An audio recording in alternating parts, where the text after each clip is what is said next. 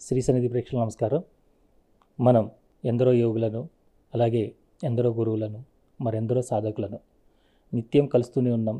వారి నుంచి అద్భుతమైనటువంటి ఆత్మజ్ఞానాన్ని, అలాగే వారి యొక్క అనుగ్రహ భాషణాన్ని, వారి ఆశీర్వచనాలని తీసుకుంటూనే ఉన్నాం. అయితే ముందుగా మీ అందరికీ కూడా ఈరోజు ఉగాది శుభాకాంక్షలు తెలియజేసుకుంటున్నాం. ఇంత గొప్ప పర్వదినం రోజున మనం ఎంతటి అదృష్టవంతులో చెప్పలేం. ఎందుకంటే సాక్షాత్తు కలియుగ దైవం అయినటువంటి శ్రీ వెంకటేశ్వర స్వామి వారి పాద పద్మాలకు నిత్యము అభిషేకిస్తూ, వారి యొక్క భక్తితో, అలాగే వారి సేవిస్తూ, వారి నామస్మరణలోనే తమ జీవితాల్ని ఎంతో పునీతం చేసుకున్నటువంటి గురువుగారు విశ్వపతి గారు, అలాగే స్వామివారి ఎల్వి సుబ్రహ్మణ్యం గారు, వారిద్దరూ కూడా ఈరోజు మనకి సమయం ఇవ్వడం నిజంగా మన అదృష్టం. ఎందుకంటే ఈ కొత్త సంవత్సరం ఎవరికి ఎలా ఉంటుంది అనే విషయం మనకి ఎలా ఉన్నా కూడా మన శ్రీ సన్నిధి ప్రేక్షకులందరికీ కూడా ఎంతో అద్భుతంగా ఉండబోతుంది అనేది ఈ యొక్క సత్సంగ నిదర్శనం. ఎందుకంటే సాక్షాత్తు ఆ కలియుగ దైవం వెంకటేశ్వర స్వామి ప్రత్యక్ష దైవం మనందరికీ. వీరిద్దరు కూడా ఎంత దగ్గరగా ఉంటారు వారికి, వారితో వీరి ఆత్మలు ఏ విధంగా కనెక్ట్ అయి ఉంటున్నారని మన అందరికీ తెలిసిన విషయమే. అలాంటి వారు ఆశీర్వదించడానికి మనం వారి దగ్గరికి రావడం జరిగింది. మరి వారి యొక్క ఆశీర్వచనాలు మనం తీసుకుందాం. ముందుగా నమస్కారం గురుగారు. నమస్కారం అండి. చాలా సంతోషం అండి. శ్రీ సన్నిధి ప్రేక్షకులందరికీ, అసలు ప్రపంచంలో అందరికీ కూడా ఈ ఉగాది, ఈ కొత్త సంవత్సరం చాలా బాగుండాలని, ఆ శ్రీనివాసుడు అందరినీ చల్లగా చూడాలని మరొక్కసారి మనసారా ప్రార్థిస్తున్నాను. నమస్కారం సార్. నమస్కారం. నమస్కారం. మీ ద్వారా అందరికీ ఉగాది శుభాకాంక్షలు. తప్పకుండా వెంకటేశ్వర స్వామి యొక్క అనుగ్రహంతో మనందరం కూడా ఆయురారోగ్యాలతో సుఖంగా ఉండాలని చెప్పి ప్రార్థిస్తూ ఆశిస్తున్నానండి. సరే, ఈ ఉగాది కొత్త సంవత్సరంలో నాదొక చిన్న రిక్వెస్ట్ అండి, అంటే అభ్యర్థన ఏంటంటే, ఎంతోమంది గురువుల దగ్గరికి వెళ్తున్నాము, భగవంతుడు ఇచ్చిన దాంతో మనం వెళ్తూ కలుస్తున్నాము, సత్సంగాలు చేస్తున్నాం. కానీ ఎలా అంటే సమా ఉజ్జీలుగా వీరిద్దరూ ఈరోజు ఇక్కడ కూర్చొని ఉన్నారు. స్వామివారిని ఈ సంవత్సరం ఎలా ఉండబోతుంది ఏంటి ప్రజలు అనేది కాస్త మీరు ఏమన్నా వారిని అడిగి మాకు తెలుసుకోవాలని ఉంది. ఏదో తప్పకుండా అండి. అయ్యా మీరు సెలవు ఇవ్వాలి. మనకి మన సాంప్రదాయంలో సంవత్సర నామంతోనే సంవత్సరంలో జరగబోయే విశేషాలన్నీ కనిపిస్తాయని చెప్తారు. మరి ఈ సంవత్సరానికి క్రోధనామ సంవత్సరం అని చెప్పి పేరు పెట్టారు. మరి 64వ సంవత్సరంలో అంతా చిన్నవాళ్ళం. మరి ఆ సంవత్సరంలో ఎలాంటి ముచ్చట్లు జరిగాయో జ్ఞాపకం లేదు. కాబట్టి 2024వ సంవత్సరం అందరికీ కూడా క్రోధనామ సంవత్సరంలో ఎలాంటి పరిస్థితులు వాళ్ళు ఎదుర్కోబోతున్నారు, దానికి వారందరూ ఏ విధంగా సమాయత్తం కావాలి, మీరు దయచేసి సెలవు ఇవ్వాల్సిందిగా కోరుతున్నాను. చాలా సంతోషం అండి. మిమ్మల్ని కలవటం, మీతో 4 మాటలు కలిసి మాట్లాడుకోవటం నాకు చాలా సంతోషంగా ఉంది. భగవంతుడే కాలస్వరూపం ఉంటాం కదా మనం. సో మనకి మొదటి నుంచి కూడా అన్నమాట. సో మన ఋషులు ఏంటి, ఎంతో దర్శించి ఈ కాలం మొత్తం ఇంత ప్రమాణాన్ని ఒక నిర్దిష్టంగా విభజిస్తూ వెళ్ళారు. అది మనకి 60 సంవత్సరాలుగా మనం చెప్పుకుంటున్నాం. ఇవి ఇలా సైకిల్ లాగా రిపీట్ అవుతూ వెళ్తున్నాయి కదా. సో ఈ కాలం అనేది ఏంటి, ఎన్ని కోట్ల కోట్ల మహాయుగాల నుంచి మన ప్రయాణం సాగుతూ, సో దాంట్లో 60 సంవత్సరాల ప్రయాణంలో ఈ కాలంలో మార్పులు ఎన్నో వస్తూ ఉంటాయి. సో వాళ్ళు మొట్టమొదట అసలు మన నమ్మకం ఏంటంటే, ఉగాది అంటే యుగం స్టార్ట్ అయింది, సృష్టి మొత్తం స్టార్ట్ అయింది, ఇక్కడి నుంచి స్టార్ట్ అయింది అని చెప్పి, ప్రారంభమైందని చెప్పి ఉగాదిని మనం జరుపుకుంటాం. ఒక్కొక్క సంవత్సరానికి ఒక్కొక్క పేరు ఇవ్వబడింది కదా. సో అంటే జనరల్ నోషన్ మనందరికీ ఏంటంటే, ఆ పేరు కొంచెం సూచిస్తుందని అది జనరల్గా. కానీ అలా అనుకోక్కర్లేదనమాట. ఎంతో మంచి పేర్లు ఉన్న గత సంవత్సరాల్లో మనం కరోనాలో వచ్చినవి చూసాము. ఈ ఎన్నో అది పేరుకి అదేంటంటే పేరుకి కూడా ఒక సిద్ధాంతం ఉంది. ఎందుకు ఈ పేర్లు ఇవ్వబడ్డాయి వీటిలన్నిటికీ అని చెప్పి. కానీ ఏంటి కాల గమనంలో ఇదొక సైకిల్ అనమాట. ఇట్లా వెళుతుంటే ఇప్పుడు మనం 60 సంవత్సరాలు కలియుగం స్టార్ట్ అయ్యి మనకిప్పుడు 5125వ సంవత్సరంలో ఉన్నాం మనం ఇప్పుడు. సో ఈ 5125లో ఈ 60లు ఎన్నో వెళ్తూ వచ్చాయి ఈ సైకిల్లో. సో దీంట్లో ఏంటంటే ఈ సైకిల్ ఇలా వెళుతున్నప్పుడు జనరల్గా మనకి పంచాంగం అనేది ఏంటి, అసలు ఆ సంవత్సరంలో జనరల్గా అంటే ఎలా చెప్తామంటే ప్రకృతి కానీ ఏమి నీటికి సంబంధించినది కానీ అగ్నికి సంబంధించినది కానీ ఇవన్నీ ఎలా ఉండబోతున్నాయి, ఋతువులు ఎలా ఉండబోతున్నాయి అనేది మనకి పంచాంగం తెలియజేస్తుంది. మొట్టమొదటి రోజుల్లో మనకు అసలు పంచాంగం ద్వారా ఈ ఫలితం అనేది చెప్పడం అనేది చాలా తక్కువ. జనరల్గా పంచాంగం చెప్పాడు అంతా కూడా మొట్టమొదటి రోజుల్లో ఈ సంవత్సరం అంతా ఎలా గడవబోతోంది, పంటలు ఎలా ఉంటాయి, ధాన్యం ఎలా వస్తుంది, ఏ పంటలు ఏ టైం కురవచ్చు, వర్షాలు ఎలా కురవచ్చు, ఋతువులన్నీ ఎలా ఉంటాయి ఈ సంవత్సరం. మనం మామూలుగా గంట పంచాంగంలో చూస్తుంటే ఆ రోజు తిదివార నక్షత్రాలతో పలానా రోజు సంక్రమణ స్టార్ట్ అవుతుంది, ఆ క్షణంలో మనం చెప్పుకుంటున్నాం. కానీ పురాతన కాలంలో యాక్చువల్గా వాళ్ళు చెప్పేది ఈ సంవత్సరం మొత్తం చెప్పేటప్పుడు ఇంతకు ముందు గడిచిన కాలాన్ని కూడా దృష్టిలో పెట్టుకుని అన్నిటినీ ఓవరాల్గా అనలైజ్ చేసుకుని చెప్పేవాడు ఎలా గడుస్తుందని. జస్ట్ సంవత్సరం ఈ సంవత్సరం నామం ఇది కదా, ఇప్పుడు మనం క్రోధనామం అనుకున్నాము, ఇప్పుడు ఉగాది సంవత్సరం. సో అలా అంటే మనం గబుక్కని భయపడక్కర్లే అందరూ. ఈ సంవత్సరం ఏదో అందరినీ చాలా భయపెట్టేస్తుంది, భయపాంతలు చేసేస్తుంది అని జస్ట్ పేరు బట్టి మనం అంత భయపడక్కర్లేదు అని నేను చెప్తున్నాను. పేరు బట్టి అంత మనం భయపడక్కర్లేదు.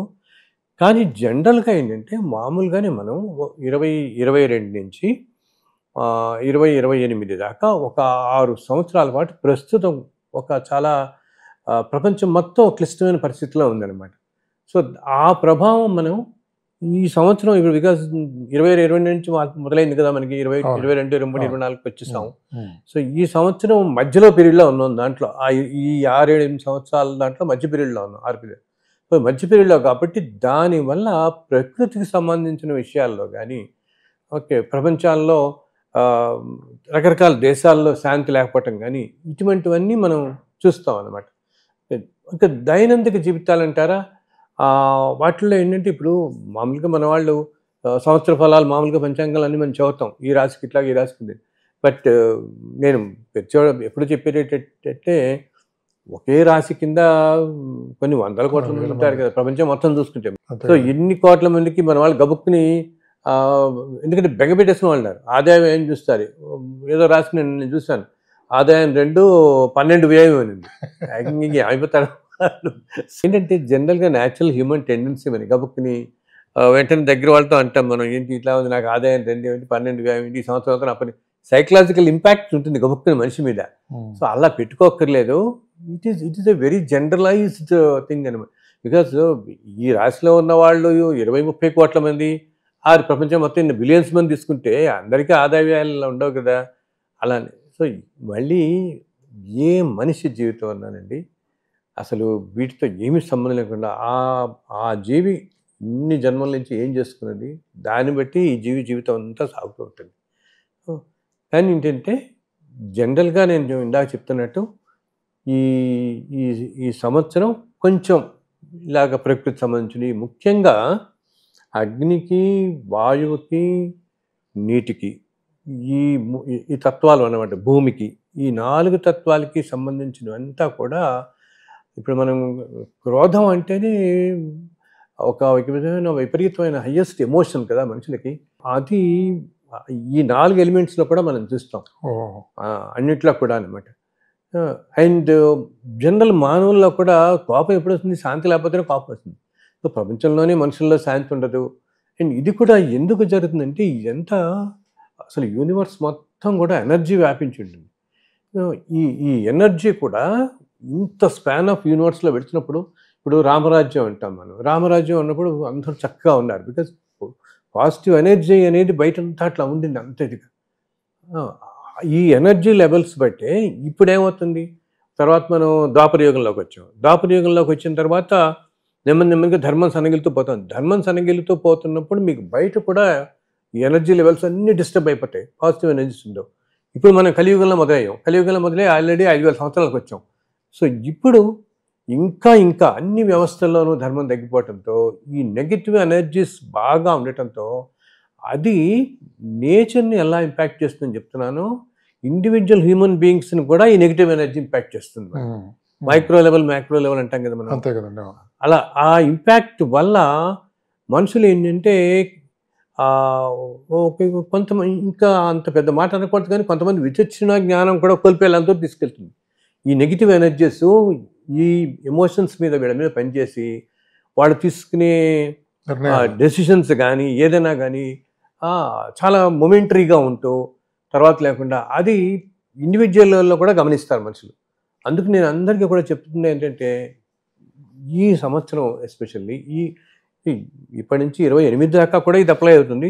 బట్ మోర్ సో మనం ఇందాక అనుకున్నాము ఈ కోదనామ సంవత్సరం అనేటప్పటికి ఈ 4 ఎలిమెంట్స్ కూడా చాలా హయ్యెస్ట్ ఇదిలో ఉంటాయని. సో ఈ సంవత్సరం మనుషులు మనమందరూ కూడా ఎక్కడ ఎమోషన్స్కి లోనవ్వకుండా కాస్త ప్రతిదాన్ని సంయమనంగా పాటించి ఏదైనా కూడా, బికాజ్ ఎందుకు మనం ఎంత సంయమనంగా ఉందామని ప్రయత్నించిన వాళ్ళని కూడా బయట నేచరు, బయట ఉండే నెగిటివ్ ఎనర్జీ, ఇందా చెప్పాను కదా, ధర్మం అనేది ఎప్పుడైతే ఇప్పుడు ఏదో సనగిలటం వల్ల ఈ నెగిటివ్ ఎనర్జీ ఎంత స్ప్రెడ్ అవటం వల్ల ఎంతో ఏమంటాం, ఎంతో మంచి వాళ్ళు కానీ నిజంగా మంచి మనసుతో ఉండి సంయమనంగా ఉన్న వాళ్ళకే సంయమనం కోల్పోయే పరిస్థితులు వస్తాయి. సాధారణంగా మనం నిత్యం చూస్తూ ఎన్నో రంగాల్లో కానీ ఎన్నో మన జీవన విధానంలో మనం చూసే వాళ్ళలో చాలా సంయమనంగా ఉండే వాళ్ళు కూడా సంయమనం వాళ్ళంతటా వాళ్ళకి తెలియకుండా సంయమనం కోల్పోయి గబుక్కు 4 మాటలేదు అనేసి పొరపాటున అనే పరిస్థితి బయట చుట్టూతో ఉన్న ఈ నెగిటివ్ ఎనర్జీ అనేది కాజ్ చేస్తుంది. కాబట్టి అటువంటి మహానుభావాలు పోతే అలా ఉన్నప్పుడు మామూలు మానవులు మనలాంటి వాళ్ళందరూ ఏముంది.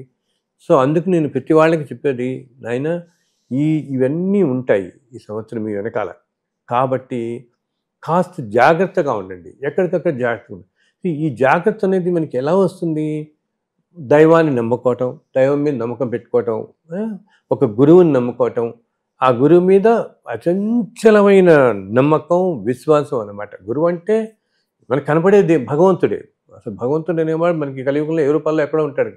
గురువు అనేవాడు మన కంటి ఎదురకుండా కనపడే మనిషి, మన మధ్య మన తిరుగుతున్న వ్యక్తి. ఆ గురువుల్ని కనుక మనం అనుసరించి వీరున్నప్పుడు గురువులతో కాస్త వారి దగ్గర ఎందుకు అని చెప్తున్నాను నేనంటే, గురువులు అనేవాళ్ళు పూర్తిగా యూనివర్స్ నుంచే శక్తిని, ఎనర్జీని గ్రహించగలరు. అండ్ గురువు ఉన్న చోట ఒక పాజిటివ్ ఎనర్జీ మొత్తం ఉంటుందన్నమాట. సో ఆ ఎనర్జీ లెవెల్స్ వల్ల మామూలుగా ఉండే యూనివర్సల్ ఎనర్జీలో ఇప్పుడు ఇందాక చెప్తున్నాను నెగిటివ్ ఎనర్జీ బాగా ఉంది ప్రస్తుతం, అది ఈ ఇండివిజువల్ని మనని అంత ఇంపాక్ట్ చేయదు ఎప్పుడైతే మనం ఆ గురువు యొక్క ప్రొటెక్షన్లో ఉంటామో, ఆయన దగ్గర ఉంటాము. సో అలా ఉన్నప్పుడు ఇలా ఈ మార్గంలో పయనించేవాళ్ళు అంటే కొంచెం భగవంతుని మీద నమ్మకం పెట్టుకోవటం అండ్ గురువుల్ని ఇలా అనుసరిస్తూ ఆచరిస్తూ వాళ్ళ మాటలు కాస్త అప్పుడు ఏమవుతుంది, మనకి ఈ సంయమనం అనేది ఇలా చెప్పని అది వస్తుంది. ఏదైనా చూడండి, అసలు అన్ని అనర్థాలకి హేతు క్రోధం, కోపమే కదా. మనం ఎక్కడ చూసినా పురాణాల్లో చూసినా ఈ కోపమే అన్ని అండ్ ఇప్పుడు సైన్స్ చెప్తోంది, మనం ఎప్పటి నుంచి చెప్తున్నాం, అన్ని అనారోగ్యాలకి కూడా హేతువు కోపం. ఏ మనిషి అయితే కోపం అనేది లేకుండా ప్రశాంత చిత్తంతో మనిషి ఉండగలిగితే కనుక ఏ రోగం తరిచేది వాళ్ళకి ఎప్పుడు కూడా. సో అందుకని మామూలుగా ఎప్పటికీ వర్తిస్తుంది. ఈ సంవత్సరం అందరూ కూడా సంయమనంగా ప్రతి దాంట్లో కూడా స్పాంటేనియస్గా డెసిషన్ తీసుకోవడం, స్పాంటేనియస్గా గబుక్కున మాట మాట్లాడటం కాకుండా సంయమనం పాటిస్తే అది పాటించే శక్తి ఇందాక చెప్తున్నాను నేను, అది దేవతల వల్ల నమ్ముకున్న గురువుల వల్ల మనకి లభిస్తుంది. అది అంటే ప్రపంచ దేశాల్లో అత్యధిక దేశాలు ఈ సంవత్సరంలో 24లో ఎన్నికలకు వెళ్తున్నాయండి. అవునండి. అమెరికా దేశం ప్రధానంగా మనకు తెలుసు, భారతదేశం ఇప్పుడు వెళ్తున్నాం మనం. అవును. కాబట్టి ఇలాంటి ప్రపంచ దేశాల్లో శాంతిని కోరే నాయకత్వం వస్తుందా, లేదా ఈ క్రోధానికి లోబడి పనిచేసే నాయకులు కనుక ఆ దేశాల్లో ముందుకు వస్తే మరి వాళ్ళందరి దగ్గర కూడా చాలా చాలా విచ్ఛిన్నాన్ని చేయగలిగే అణుశక్తి వాళ్ళ చేతుల్లో ఉన్నది. దీనివల్ల ఏమన్నా ప్రపంచ శాంతికి భంగం కలుగుతుందని మీరు ఏమన్నా భావిస్తున్నారా? దీని గురించి దయచేసి 2 విషయాలు. ఈ సంవత్సరం చాలా చోట్ల ఎన్నికలు వస్తున్నాయి. అండ్ యుద్ధ వాతావరణం, దేశాల మధ్య యుద్ధం అనేది మనం 2-3 సంవత్సరాల నుంచే మొదలైపోయి చూస్తూనే ఉన్నాం. 2022 అనుకున్నాం కదా. వచ్చే 4 సంవత్సరాల్లో ఇవి ఇంకా ఇంకా పెరుగుతూనే పోతాయి. అండ్ ఇప్పుడు జరిగే ఎన్నికలు కూడా ఏ దేశంలో అవనండి, నేను ఫలానా దేశం నేను చెప్పట్లేదు, ఏ దేశంలో అన్నా కూడా ఈ మధ్యకాలంలో మనం అంత వైలెంట్ ఎలక్షన్స్ లాగా అవుతాయి అన్ని చోట్ల. అసలు దేశాల మధ్య ఇన్నాళ్ళు లేని అకారణమైన వైరం రావటం, ఇది ఈ వచ్చే 2-3 సంవత్సరాల్లో మనం ఈ సంవత్సరంలోనే అసలు చాలా చాలా డెవలప్మెంట్స్ చూస్తాం మనం ఈ దేశాల మధ్య. అండ్ మన పొరుగునున్న దేశాల్లో వాటిల్లో అంతర్యుద్ధాల్లాగా రావటం, పొరుగునున్న దేశంలో కొంచెం మనకి వాళ్ళలో ఏమి. అండ్ ఇప్పుడు అమెరికా అంటున్నారు, అమెరికాలో కూడా వచ్చే ఎన్నికలు అంత సక్రమంగా జరిగే సూచనలు అసలు ఇక్కడ లేవు. ఇప్పుడు అమెరికా అనేది, రష్యా అనేది, యూరప్ అనేది ఈ 200-300 సంవత్సరాలు 400 సంవత్సరాల క్రితం పేర్లు పెట్టుకునేవి ఫామ్ అయిన దేశాలు ఇవన్నీ. ఇవన్నీ కూడా ఒకప్పుడు మొత్తం ఒకటే ప్రదేశంగా ఉండేది. అండ్ ఈ రోజున అమెరికా ఉన్న చోట రకరకాల రాజ్యాలు ఉండేవి, సంస్కృతులు ఉండేవి, విభిన్న సంస్కృతులు ఒక్కొక్క కాలంలో ఉన్నాయి. సో ఇలా సైకిల్స్ ఇలా ఉంటున్నప్పుడు ఒక్కొక్క సైకిల్లో ఒక్కొక్కటి. ఇప్పుడు ఈ రోజున మనం ఇటువంటి సంస్కృతి చూస్తున్నాం. 10 ఏళ్ల క్రితం ఇంకో సంస్కృతి చూసాం, 20 ఏళ్ల క్రితం ఇంకో సంస్కృతి చూసాం. ఈ సంస్కృతి ఇలా వెళుతున్నప్పుడు కూడా ఒక్కొక్క సైకిల్ ఆఫ్ టైం మధ్య టైంలో మనకి ఎలా అయితే వరల్డ్ వార్లు ఇవన్నీ ఎలా వచ్చాయో, లేకపోతే ఇంకా వెనక్కి వెళ్తే ద్వాపరయుగం టైంలో మహాభారత యుద్ధం. మహాభారత యుద్ధం అనేది ద్వాపరయుగంలో చివర కృష్ణావతారం వచ్చి ఇవన్నీ తెలవటంతో మనకు తెలిసింది. కానీ ద్వాపరయుగంలో ఉన్న 8,64,000 సంవత్సరాల్లో ఎన్నో రాజ్యాల మధ్య అయ్యాయి, చాలా పెద్ద పెద్ద యుద్ధాలు అయ్యాయి. మధ్య మధ్యలో చాలా అసలు అక్యూట్ ఫెమైన్ వచ్చేసి జాతి జాతి అంతరించిపోయి కొన్ని వందల మంది అక్కడక్కడ మిగిలిన పీరియడ్స్ కూడా ఉన్నాయి ద్వాపరయుగంలోని. ద్వాపరయుగంలో ఒక 70-80 వేల సంవత్సరాలు వెనక్కి వెళితే అప్పుడు అంటే అసలు శ్రీకృష్ణుల వారు చెప్పాను కదా, ద్వాపరయుగం చివరిలో మనకు వస్తారు ఆయన. 125 సంవత్సరాలు ఆయన జీవించింది దాంట్లో. సో అంతకు ముందు కాలంలో అసలు సివిలైజేషన్స్ అంతరించిపోయే పరిస్థితి వస్తుందన్నమాట. ఎన్నో అక్కడక్కడ మధ్య మధ్యలో వస్తూనే ఉంది. అది ధర్మం ఎప్పుడు అది చాలా సన్నగిలిపోయినప్పుడు. సో ఇప్పుడు పీరియడ్లో నేనేం చెప్తున్నాను, ఈ వచ్చే 4 ఏళ్ల పీరియడ్లో ఈ ఉన్న ప్రదేశాల్లో జాగ్రఫికల్గా మనం ఇది అమెరికాని యూరోప్ అని మనం మాట్లాడకుండా ఇప్పుడు అమెరికాకు ఉంది కాబట్టి జాగ్రఫికల్ లొకేషన్స్ లాగా మనం ఇవన్నీ చూసుకుంటే ప్రస్తుతం ఉన్న అమెరికాకి ఎకనామికల్లీ వాళ్ళు చాలా కష్టాలు పడతారు.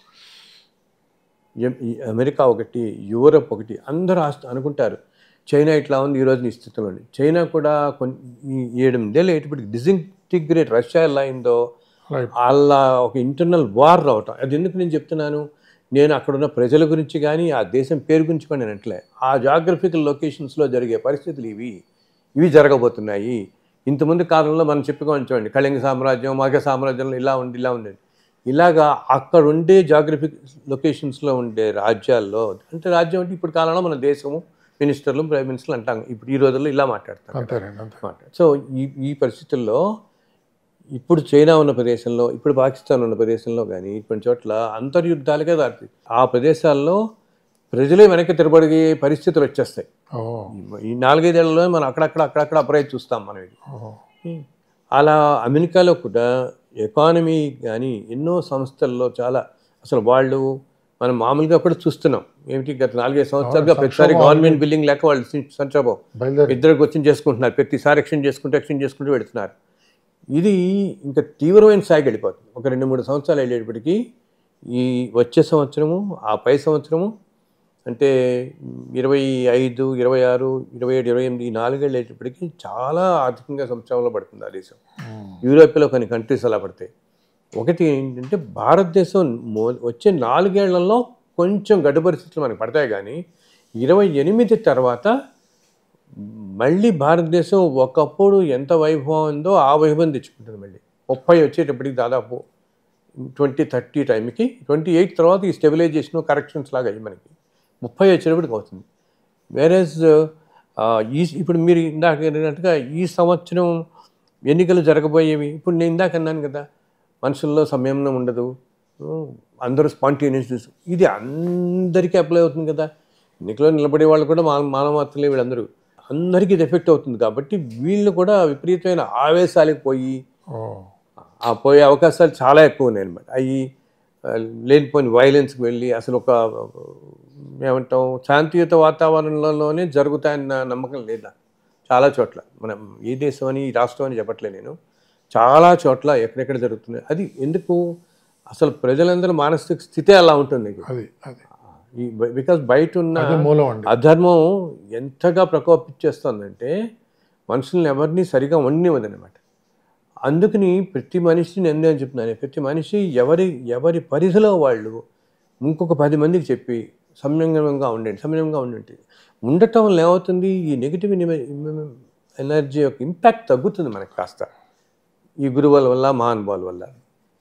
ఈరోజు కొత్త సంవత్సరంలో మనం ఇది చేస్తున్నాం. ఎప్పుడు కూడా ఎవరైనా కూడా మనకు జరిగే మంచిగా చెప్పాలి, మన కోసం మంచిగా చెప్పాలని అందరూ అనుకుంటారు. కానీ మనం మంచిగా ఉండాలి, మనం సంతోషంగా ఉండాలంటే అసలు అక్కడ ఏ విధంగా చెడు ప్రభావం చూపిస్తుంది మనమే తెలుసుకోగలిగితే దానికి దూరంగా ఉంటే అంత శుభమే జరుగుతుంది అందరికీ. అసలు ఇంకోటి ఇవి చెప్తున్నా నేను, ఈ సంవత్సరంలో కొన్ని చాలా మంచి విషయాలు కూడా ఉన్నాయి, బాగా జరిగేవి. పేరు క్రోధనామం అన్న సంవత్సరం అయినా అండి, ఈ సంవత్సరంలో ఒక ప్రత్యేక విశేషం ఏంటంటే చాలా సంవత్సరాల నుంచి వివాహాలు ఆలస్యంగా ఉన్న వాళ్ళందరికీ వివాహాలు అవుతాయి. అది మనం ఇప్పుడు మనం మార్చి ఉగాది స్టార్ట్ అవ్వగానే పంచాంగకర్తలు ముహూర్తాలు తక్కువ ఉన్నాయని చెప్తున్నారు. ఈ సంవత్సరం ముహూర్తాలు తక్కువ ఉన్నా వాల్యూమ్ ఎక్కువ ఉంటుంది, పెళ్ళిళ్ళు ఎక్కువ అవుతాయి. మనకి ఏంటంటే మూడవల వల్ల మొదట్లో ముహూర్తాలు లేవు, చాలా సంతోషం. మొదట్లో ముహూర్తాలు లేవు కానీ ఆగస్టు నుంచి కొంచెం ఉన్నాయి. బట్ నేను చెప్తాను కదా, ముహూర్తాలు తక్కువ ఉన్నా వాల్యూమ్ ఎక్కువ ఉంటుంది. సో ఒక 4-5 సంవత్సరాలుగా లేకపోతే ఇలా చాలా రకరకాల కారణాల వల్ల ఆలస్యం అవుతూ ఉన్న వాళ్ళు ఉన్నారు చూసారా, అటువంటి వాళ్ళందరికీ కూడా, ఎందుకంటే ఈ సంవత్సరం కొన్ని పెక్యులర్ గ్రహస్థితులు అనమాట. ఏంటంటే కుటుంబ వ్యవస్థకు సంబంధించిన కొన్ని విషయాలలో చాలా పాజిటివిటీ కనిపిస్తుంది. సో అది దాంట్లో మొట్టమొదటిది ఇది ఏంటి, చాలా చాలా ఎంతో ఆలస్యం అవుతున్న వాళ్ళకి, కన్యలకు కానీ వరులకు కానీ ఎవరికైనా కూడా, మొత్తం ఆడవారికి మగవారికి ఇద్దరికి కూడా చాలా, మనం అసలు ఏప్రిల్ మే నుంచి అసలు చివరికి ఎట్లా అంటే మనకి అసలు ఫంక్షన్ హాల్ దొరకడం కష్టమైపోతుంది. అలా ఎవరి దగ్గర ఇళ్లలో పెళ్లి చేసేస్తారు, ఇళ్ళ బయట. అది చాలా మంచి పరిణామం, ఎవరిళ్లలో వాడు పెళ్లి చక్కగా అవుతుంది. అలాగే డిలేడ్ అవుతున్న వాడు పాపం ఇన్నాళ్ళు ఏంటంటే సంతానంలో కూడా కొంచెం దూరం, చాలా డిలే అవుతున్న వాళ్ళు రకరకాల కారణాల వల్ల వాళ్ళందరికీ కూడా ఈ సంవత్సరంలో సంతానం కలుగుతుంది. అలా కొన్ని పాజిటివ్ థింగ్స్ మంచిగా ఉన్నాయి మనకి. కొందరు వివాహం దాని మీద ఒకటి. అండ్ భారతదేశం మిగతా పరిస్థితుల్లో మనకి ఉన్నా కూడా ఎకానమీగా మన దేశం బాగానే ఉంది, ఎఫెక్ట్ అవ్వదు. ఫైనాన్స్, ఎకానమీ, అందరూ ప్రజలు కూడా కాస్త ఆర్థికంగా సంతోషంగా ఉంటారు. ఆర్థిక పరిస్థితులు వీళ్ళు మెరుగుపడతాయి. ఆర్థిక పరిస్థితులు మెరుగుపడతాయి. అయితే ఏంటంటే నేను అనేది సంయమనం కాపాడటం, ఇటీవల నెగిటివ్ డెసిషన్స్, తప్పు డెసిషన్లు వీళ్ళు తీసుకోవటం వల్ల వాళ్ళ అనారోగ్యాలకి, అశాంతులకి లోనవటం. కానీ ఆర్థికంగా మాత్రం చాలా పుంజుకుంటారు. చాలా కుటుంబాలు ముందుకు వస్తాయి, చాలా పుంజుకుంటారు. దేశం కూడా భారతదేశం ఆర్థికంగా చాలా ముందుకు వెళ్తుంది, ఎన్నో రంగాల్లో చాలా ముందుకు వెళ్తుంది. ఇది ఇన్ఫ్యాక్ట్ ఈ సంవత్సరం అంతా ఆటోమొబైల్ వాళ్ళకి చాలా బాగుంటుంది, కళారంగానికి చాలా బాగుంటుంది, అంటే ఆర్థికంగా కూడా చాలా బాగా వస్తారనమాట. ఈ సాఫ్ట్వేర్కి వాళ్ళకి బాగుంటుంది, కన్స్ట్రక్షన్ రంగంలో ఉన్న వాళ్ళకి బాగుంటుంది. ఫైనాన్షియల్గా, ఎకనామికల్గా మనుషులు కష్టాల నుంచి బయటపడతారు. చాలామందికి బాగుంటుంది, చాలా విధాలుగా కలిసి వస్తుంది. ఇలా వివాహాలు చెప్పాను కదా, ఇదొకటి కలిసి వస్తుంది. అండ్ సంతానం, చాలా రోజుల నుంచి ఎదురు చూస్తున్న వాళ్ళు ఈ సంవత్సరం సంతానం పొందుతారు వాళ్ళు. ఆ విధంగా చాలా చాలా మంచిది, శుభప్రదం. ఇది ఆ విధంగా చాలా శుభప్రదంగా ఉంటుంది. అయితే నేను ఇందాక చెప్పినట్టు ముఖ్యంగా ఈ 4 కూడా మనం నీటితో కానీ అగ్నితో కానీ ఈ 2 తత్వాలతో కొంచెం జాగ్రత్తగా ఉండాలి. ఏంటి, మన వాళ్ళందరికీ పిక్నిక్కి వెళ్ళటం, వీటన్నిటికీ అలవాటు. అలా వెళ్ళినప్పుడు సాయంత్రం వేళల్లో, రాత్రి వేళల్లో నీటి ప్రదేశాలకి వెళ్ళవద్దు అని నేను అందరికీ మీ ద్వారా మనవి చేస్తున్నాను. అది అస్సలు. అలాగే అగ్నికి సంబంధించిన వాటిలో కూడా జాగ్రత్తగా ఉండండి. ఏదైనా సరే అగ్ని ఉన్న చోట మనుషులు కొంచెం జాగ్రత్తగా ఉండటం మంచిది. ఈ సంవత్సరం ఎందుకంటే ఈ 2 తత్వాలు కూడా కొంచెం విజృంభిస్తాయన్నమాట. అందుని మనం జాగ్రత్తగా ఉండటం మంచిది. అంటే మీరు ఇందాక అన్నారు కదా గురుగారు, దైవాన్ని గురువుని వాళ్ళని కానీ మనం పట్టుకోగలిగితే, వారితో పాటు ఉండగలిగితే వాళ్ళే మనకి ఎన్నో రకాలుగా ముందుకు తీసుకెళ్తూ ఉంటారు. ప్రతి స్థాయిలోనూ అంటే గురువు అనేవారు చిన్న స్థాయిలో ఉన్న మనుషులు కావచ్చు, పెద్ద స్థాయిలో ఎవరు ఏ స్థాయిలో ఉన్నా కానీ గురువు అనేవాళ్ళు మాత్రం కంపల్సరీగా వారి యొక్క కరుణ కానీ వారి ఆశీర్వచనం అందరికీ ఒకేలా ఉంటుంది. అవును, తప్పకుండా. అవును, అసలు గురువుల స్థాయి అనేది లేదు, గురువుల దగ్గర లేదు, గురువుల దగ్గరికి వెళ్ళే వాళ్ళకి లేదు, గురువులు చూసే దృష్టిలోనే ఉండదు.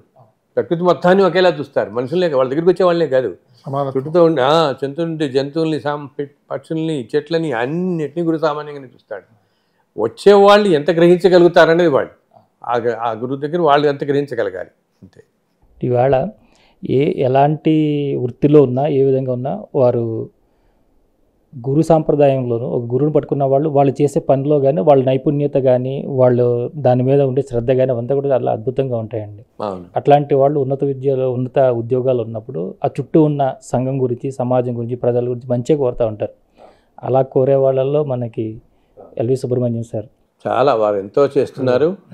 ఎన్నో ధార్మిక సంస్థలకి సలహాదారుగా ఉంటూ ధర్మాన్ని ముందుకు తీసుకెళ్ళటంలో ఎంతో కృషి చేస్తున్నారు వీరు. ఇలాంటి వారు ఉండబట్టేనైనా ఎన్నో రంగాల్లో అక్కడక్కడ ఇట్లా ఉండబట్టే ఈ మాత్రం ధర్మం ఇంకా నిలబడింది. అండ్ అది మనం అనుకుంటాం కానీ ఇలా ఆచరణ చేయటం అనేది కూడా అంత తేలికైన విషయం కాదు. బికాజ్ మనం ధర్మాచరణ చేస్తున్నప్పుడు మనకు 100 శక్తులు అడ్డుపడుతుంటాయి. మనం ఇప్పుడు ఒక దానికి ఏదో సలహాదారుగా ఉంటాం, మనం 4 పనులు అక్కడ చేద్దాం అనుకున్నప్పుడు అక్కడుండే 10 మంది 14 రకాలుగా ఇలా అనొచ్చు. అయినా కూడా ఎక్కడా కూడా ఏమాత్రం ఉత్సాహం కోల్పోకుండా అంత పట్టుదలతో ముందుకు తీసుకెళ్తున్నారు వీరు. ఇలాగా అది చాలా చాలా అభినందనీయం. అండ్ అది చాలా ఏంటంటే పూర్వజన్మల్లో వారు చేసుకున్న పుణ్యం అది. ముందు నుంచి జన్మతః వారు అలానే ఉన్నా కానీ సద్గురు శివానందమూర్తి గారితో గురువు గారికి ఉన్నటువంటి అనుబంధాన్ని తెలుసుకుందామండి. వారు ఎలాగ వారిని కలుసుకున్నారు, ఎలాంటి విషయాలు వారికి బోధించారు, ఇప్పటికీ ఆ మార్గంలో, ఎందుకంటే వారు ఎప్పటికీ ఎలాంటిది ఉన్నా కానీ వారి ద్వారానే వారి సూచనలు తీసుకుంటారు.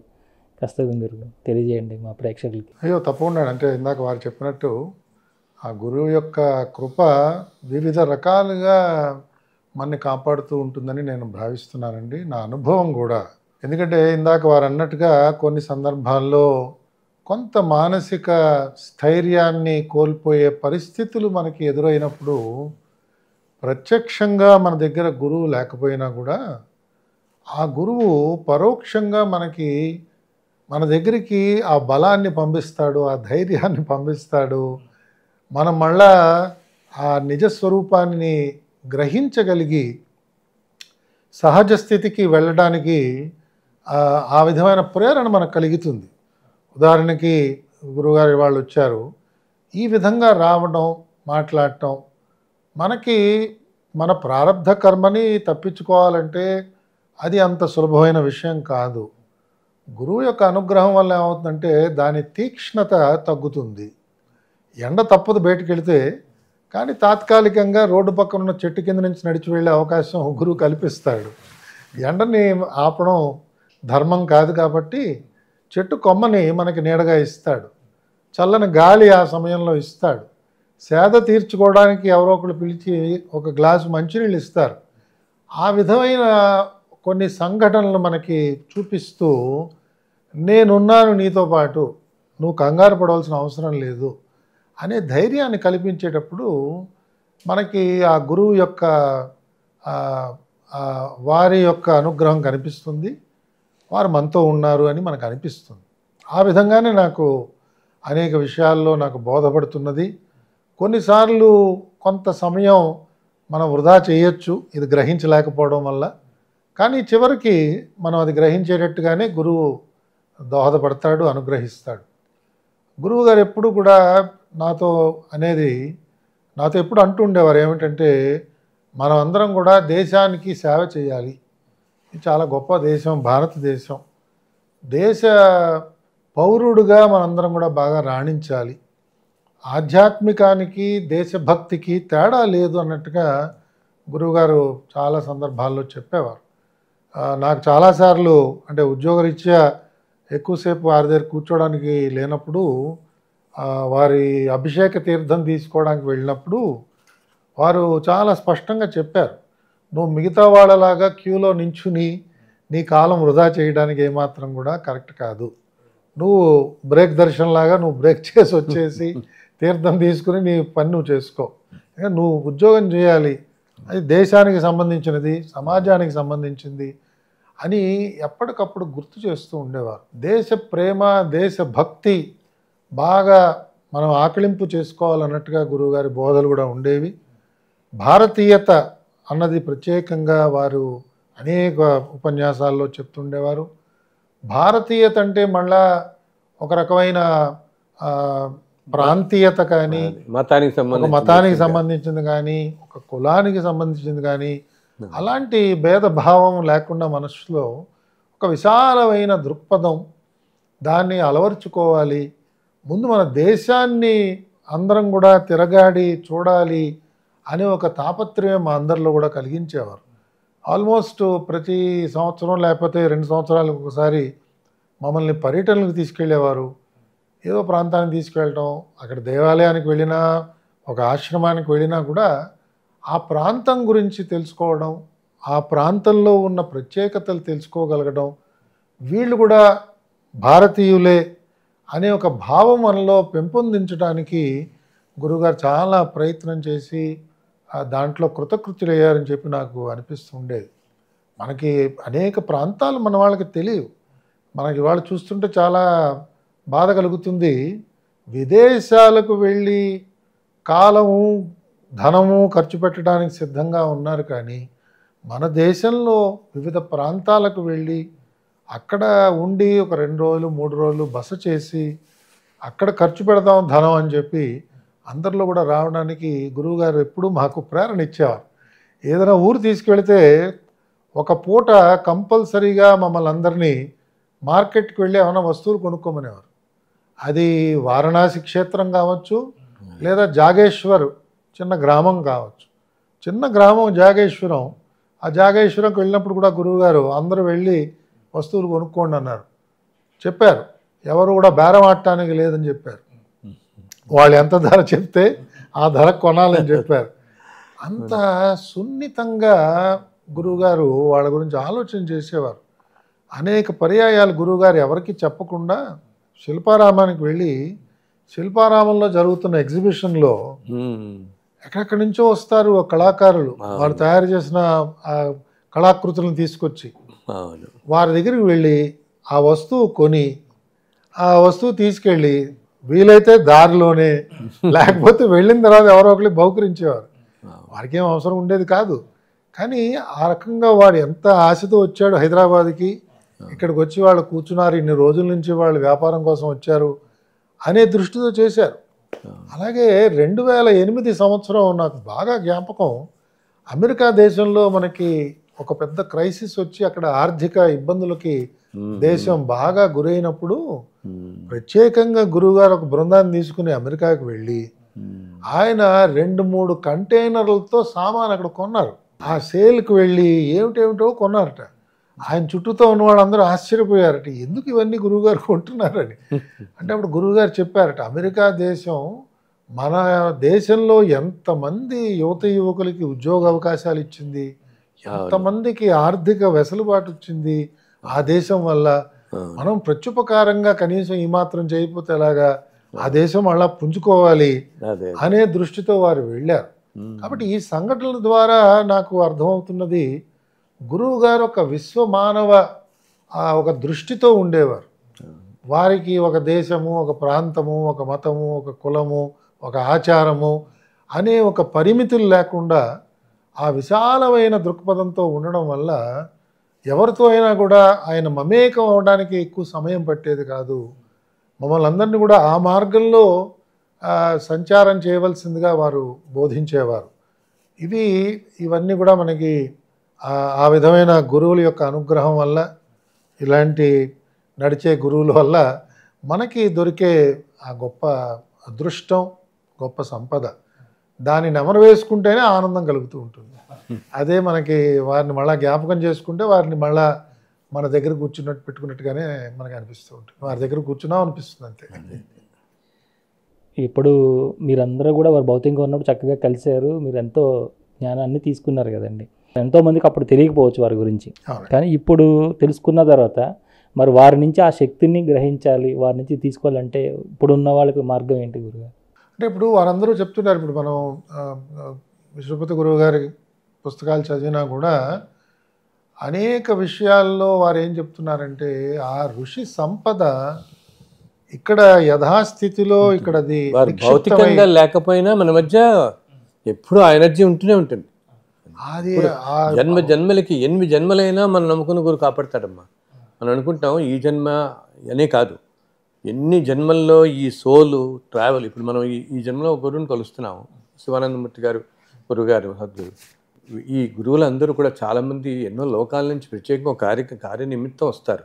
కొంతకాలం కాటి ఈ భూమి మీద నడియాడి వెళ్ళిపోతారు. మనం ఒక రమణ మహర్షి కానీ అలా వచ్చిన వాళ్ళందరూ అనమాట.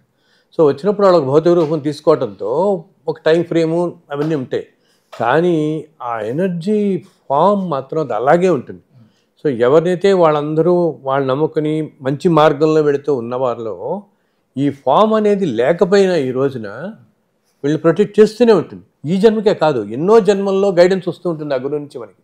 అందులో చూడం మనము కొంతమంది ఎక్కడెక్కడో ఇళ్లలో పుట్టి ఏమి చుట్టుపక్కల పెద్దగా చదువు ఇది లేకపోయినా మంచి జ్ఞానంతో ముందుకు వస్తారు వీళ్ళు. ఎందుకు? ఇంతకుముందు జన్మల్లో వీళ్ళు ఎవరో గురువుని ఆశ్రయించున్నారు. ఆ గురువు యొక్క కరుణా కటాక్షాలు వీరి మీద ఇప్పటికీ పడుతూ వీళ్ళు జన్మతః ఎక్కడన్నా ఉండనివ్వండి, ఏ బ్యాక్గ్రౌండ్ అన్నా ఉండండి, మనం అనుకుంటాం ఇదేమిటి ఇలా వచ్చిన వాళ్ళు ఎంతో జ్ఞానంతో ఉన్న వాళ్ళని చూస్తాం కదా మనం. ఇప్పుడు మామూలుగా అందరూ అనుకునేది ఏమిటి, ఏదో పెద్ద పెద్ద గురువుల మధ్య లేకపోతే ఆధ్యాత్మికంగా ఆలయాలు ఇట్లా ఉన్న వాళ్ళకే రావాలని అని అనుకుంటాం. కాకుండా ఒక్కోసారి కొంతమంది ఇంకా చూస్తాం కదా, ఎందుకది ఇంతకుముందు జన్మల నుంచి వాళ్ళు గురువుని ఆశ్రయించి ఉంటే ఆ గురువు ప్రభావం ఇప్పటికీ ఉంది. ఆ ప్రభావంతో ఈ మనిషి ఇంత ఉన్నత స్థాయిలో ఆలోచిస్తున్నాడు కదా. వాళ్ళ ఆలోచన, వాళ్ళు చేసే పనులు ఎంత ఉన్నత స్థాయిలో ఉన్న వాళ్ళని చూస్తాం మనం. అదేంటి, ఇంతకుముందు జన్మల నుంచి సో ఫిజికల్గా మన మధ్య లేకపోయినా ఎప్పుడూ వాటి కరుణా కటాక్షాలు మన మీద ఉంటాయి అండ్ మనల్ని కాపాడుతుంటాయి. ఇందాక ఆయన అన్నట్టు అన్నిట్లోనూ ఎప్పుడు వాళ్ళ నీడ మన వెనకాల నుండి మన అలా కాపాడుతూనే ఉంటుంది తప్పకుండా. ఆ గురువుని ఒకవేళ ఇవాళ ఎవరైనా సరే నేను కలవలేకపోయాను, ఆ గురువు ఆయన నిర్ణయం ప్రకారంగా వచ్చారు, ఆయన నిర్ణయం ప్రకారంగా వెళ్ళిపోయారు, కానీ ఇవాళ ఉన్న వర్తమాన కాలంలో ఎవరైనా నేను ఆయన్నే గురువుగా స్వీకరించాను, మీరే నా గురువు అని నేను మనసులో ప్రతిష్ఠించుకుని ఆయన బోధలు తెలుసుకోవడానికి ప్రయత్నం చేసినప్పుడు తప్పకుండా ఆయన మార్గదర్శనం లభిస్తుందని కూడా మనకి ఇవాళ సాంప్రదాయం చెప్తోంది. కాబట్టి ఇవాళ శ్రీకృష్ణ పరమాత్ముడు మన దగ్గర లేడు, రామచంద్రుడు మన దగ్గర లేడు, వారు ఇందాక చెప్పినట్టుగా ఉటంకించినట్టు రమణ మహర్షి గారు ఇవాళ మన మధ్యలో లేరు. కానీ ఈ గురువులందరి యొక్క అపారమైన తపోశక్తి ఎంత గొప్పదంటే ఇవాళ ఎవరైనా వెళ్ళి అక్కడ వారు ఎదురుకుండా కూర్చుని మిమ్మల్ని నేను గురువుగా స్వీకరిస్తున్నాను, నన్ను మీరు నడిపించాలి అని ఒక స్వచ్ఛమైన భావంతో వాళ్ళు ప్రకటించుకుంటే మనస్సులో బహుశా ఆ గురువు మళ్ళా వారిని చక్కగా పంపిస్తారు. ఆ గురువులు ఎప్పుడు they send a message to the soul, మనకి చక్కగా పంపించేస్తారు, మన సన్మార్గంలో తీసుకెళ్ళిపోతారు. ఆ సోల్కి మనకు వచ్చేస్తుంది మెసేజ్ ఆయన దగ్గర నుంచి. మనం ఆ ప్రదేశంలో వెళ్ళి కూర్చున్నా చాలు, అంతే చక్కగా. అంత అద్భుతమైన గురు పరంపర ఇది మన భారతదేశం యొక్క అదృష్టం. తరతరాలుగా కొన్ని వేల సంవత్సరాలుగా వస్తున్న ఇది గురు పరంపర. అలాగ మనకి అణువణువున ఈ భారతదేశంలో గురువులు ఉద్భవించారు కదా. మనకి తెలుసు, మనకి తెలియకుండా అనేక మంది గురువులు మన చుట్టూతో ఉన్నారు, తెలిసి కొంతమంది గురువులు ఉన్నారు, వారందరూ నడియాడిన ప్రాంతమే ఇదంతా కూడా. ఇంతకుముందు కాలంలో అనుకునేవాళ్ళం కదా అవధూతలు అని చెప్పి ఊళ్ళల్లో, ఎంత మహానుభావులు ప్రపంచం పట్టకుండా కూర్చున్నాం. ఎంతమంది అవధూతలు సంచరించిన ప్రదేశం మన భారతదేశం అంతా, మహానుభావులు. కాబట్టి మనం గురువుని కలవలేదు, నాకు ఆ గురువు తటస్థించలేదు, లేదా కనిపించిన వాడితోనే నేను సంతృప్తి పడతాను అని అరకొర జ్ఞానంతో తన ప్రవర్తనలో కొన్ని లోపాలు కనిపిస్తున్నా కూడా దాన్ని విస్మరిస్తూ అలాంటి గురువుల వెనకాల మనం పడవలసిన అవసరం లేదు. మన సాంప్రదాయంలో, మన సంస్కృతిలో, మన పరంపర మనం చూస్తున్నాం. కొన్ని వేల మంది వారి జీవితానంతా కూడా త్యాగం చేసి చాలా చాలా విశాలమైన దృక్పథంతో జీవించిన వారి జీవితాలు మనకు తెలుసు. కాబట్టి అలాంటి వారిని మనం మనసులో ప్రతిష్ఠించుకుని ఈ విధంగా ఆధునికమైన గురు శబ్దానికే కళంకంగా మారుతున్న వాళ్ళనే మనం స్వీకరించాలేమో అని కూడా బహుశా మనం తాపత్రయపడవలసిన అవసరం లేదని బహుశా వారు చెప్తున్న దాంట్లో మనకు అర్థమవుతున్నది.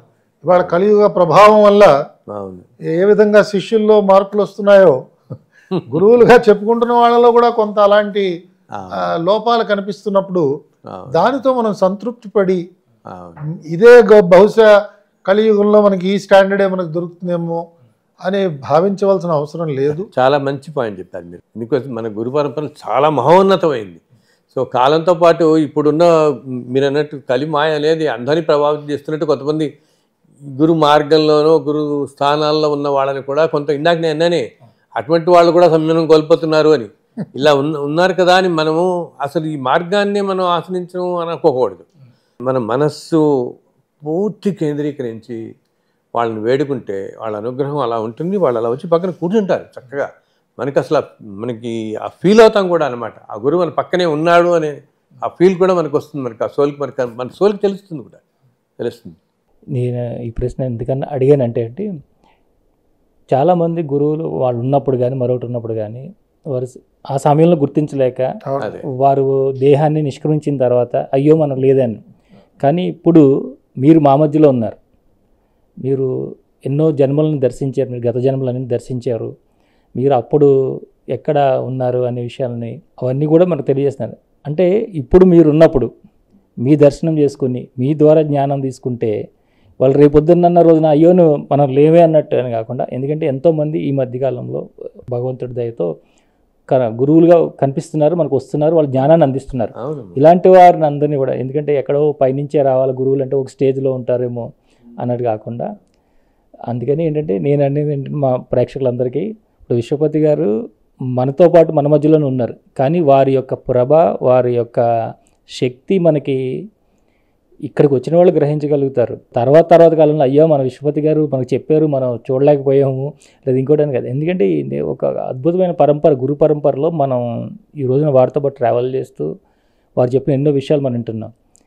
చాలామంది ఉన్నారు మనకి అయ్యో మహానుభావులు, ఎంతో మహానుభావులు ఇప్పటికీ అసలు బయటకు కనపడకుండా ఈ మాత్రం ఉన్నవాళ్ళు ఎన్నో ఊళ్ళల్లో ఎన్నో చోట్ల ఉన్నారు. మన భారతదేశం చాలా మహోన్నతమైనది.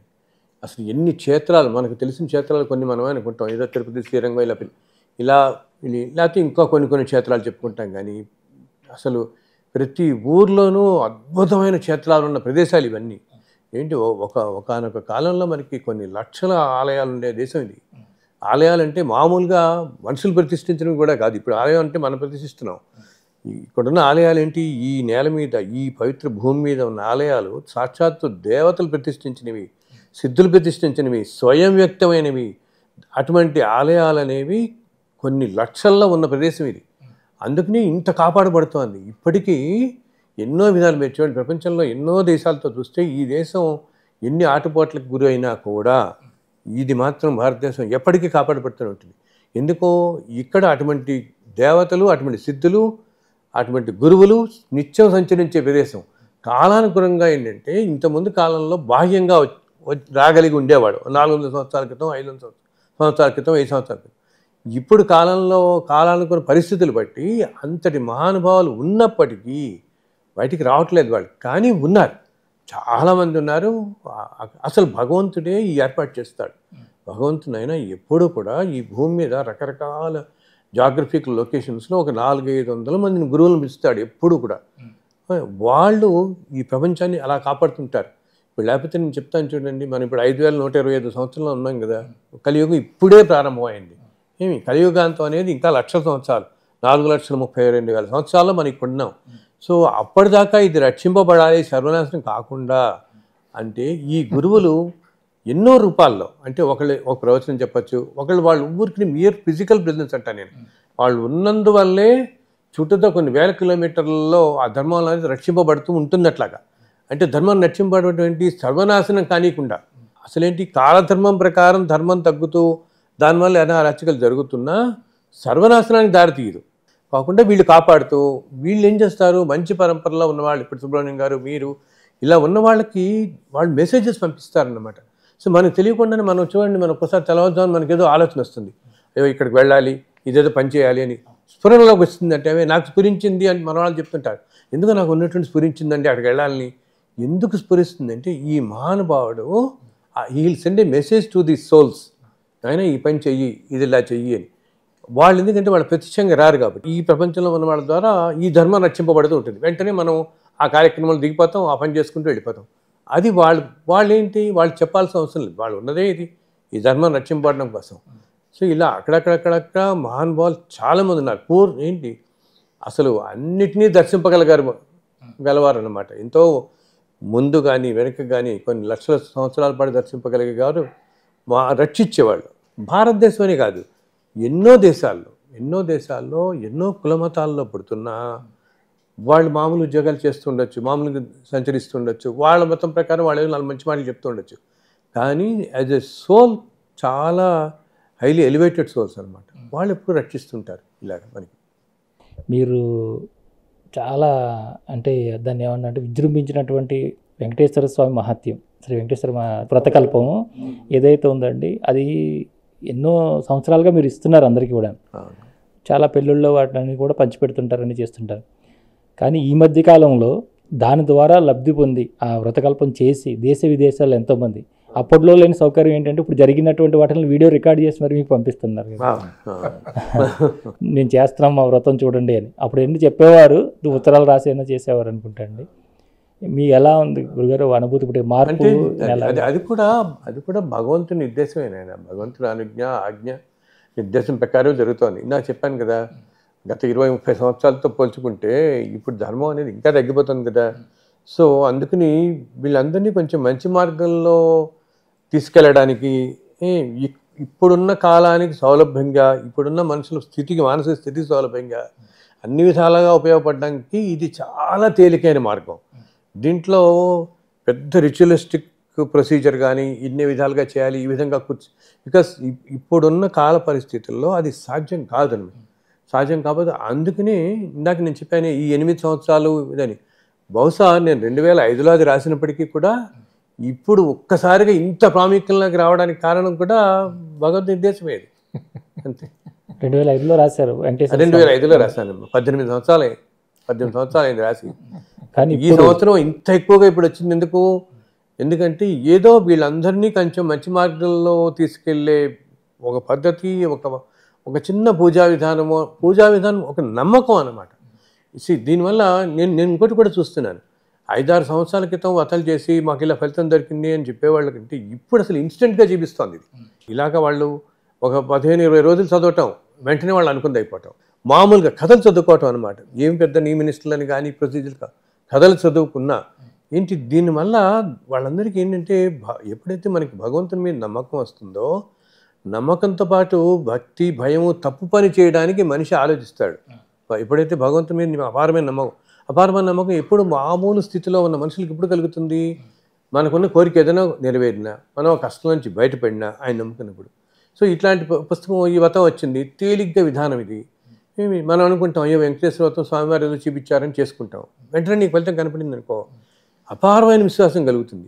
కలగటంతో పాటు ఏమవుతుంది మనకి, అమ్మో మనం తప్పు చేయకూడదు, ఈ విశ్వాసంతో మనని కాపాడాడు కాబట్టి మనం ధర్మంగా ఉండాలి అని వెంటనే మనకి అదర్ షేడే, విశ్వాసానికి అదర్ షేడ్ ఇది. ఇన్ఫ్యాక్ట్ పరివర్తన వీళ్ళలో వచ్చేస్తుంది. అమ్మ ఇంత చిన్నదానికి నన్ను ఇలా చూపించాడు, నేను చాలా జాగ్రత్తగా ఉండాలని. అదే భగవంతుడికి కావాల్సింది యాక్చువల్గా. అది వీళ్ళ జీవితాలు ఎలాగ నడిచిపోతూనే ఉంటాయి. ఆయన వీడి పుస్తకం పట్టుకోకపోయినా చేయకపోయినా నడుస్తూనే ఉంటాయి వీళ్ళ జీవితాలు. కానీ భగవంతుడికి కావాల్సింది ఏంటంటే ధర్మం అనేది పూర్తిగా వెళ్ళిపోకూడదు మనుషుల్లో. ఇందాక చెప్పానే ఈ ఎమోషన్స్, కోపం, క్రోధం, వైషమ్యాలు ఇటువంటివి రాకూడదు. ఇవి తగ్గుతాయి అన్నమాట దీనివల్ల. అసలు భగవంతుడు అంటేనేంటి, ప్యూర్ థాట్సే భగవంతుడు. ఎప్పుడైతే మనం ఆ పక్కన వ్యక్తిని మంచి కోరుకుంటూ అందరితో సమాజంలో అందరూ బాగుండాలని కోరుకోవటమే భగవతత్వం మనం. అందుకని నేను అనుకుంటున్నా భగవంతుడు బహుశా అలా పెట్టాడేమో ఈ టైంకి ఒక్కసారిగా. అవసరం కూడా ఇలా ఉంది, ధర్మం ఇలా తగ్గిపోతుంది, ఇప్పుడు ఇది ఒకటి. అందుకని చూడండి ఈ మన దేశంలోనే పరికరాన్ని మీ ద్వారా పంపించారు. పరికరాన్ని పంపించాడు. అదే మన అదృష్టం, మన పూర్వజన్మ సుకృతం కంటే మన ద్వారా వచ్చింది అనుకుంటున్నాం ఇది. లేకపోతే స్వామివారు ఎప్పుడు ఎన్ని వేల కోట్ల సంవత్సరాల నుంచి ఉన్న స్వామి కదా, మనకి ఇన్నాళ్ళకి ఒక వెంకటేశ్వర వ్రతకల్పం అనేది ఒక విధంగా రావటం, ఎంతోమంది ఎన్నో వచ్చాయి, ఇలా నిలిచిపోతూ ఇంత క్షణాల్లో చూపిస్తున్నాయి మనకి. రోజు మీరు చూపిస్తున్నారు మెయిల్స్ ఎలా వస్తున్నాయి మనకి, ఇంత చూపిస్తున్నాయంటే ఇప్పుడున్న పరిస్థితులకి స్వామి భగవంతుడి సంకల్పం అన్నమాట ఇది. ఇది ఇది సక్రమంగా జరగాలి ఇదంతా కూడా ఈ 4-5 ఏళ్ళు ఈ మనుషులు. అందుకని విచిత్రం చేయండి, నేను తెలుగులో రాసి ఇలా అయినా ఈరోజు తమిళ, కన్నడ, మలయాళమే కాకుండా ఫ్రెంచ్ వాళ్ళు చేస్తున్నారు, జర్మన్స్ చేస్తున్నారు, జర్మన్ భాషలోకి వెళ్ళిపోయింది, రష్యన్స్ చేస్తున్నారు. రష్యన్స్ అయితే 4 ఏళ్ల క్రితం రష్యా నుంచి మా ఇంటికే వచ్చారు ఏకంగా. వాళ్ళు 24 మంది ఇచ్చారు, చక్కగా రష్యాలోకి ట్రాన్స్లేట్ చేసి రష్యా భాషలోకి నిత్యం చదువుతున్నారు వాళ్ళు.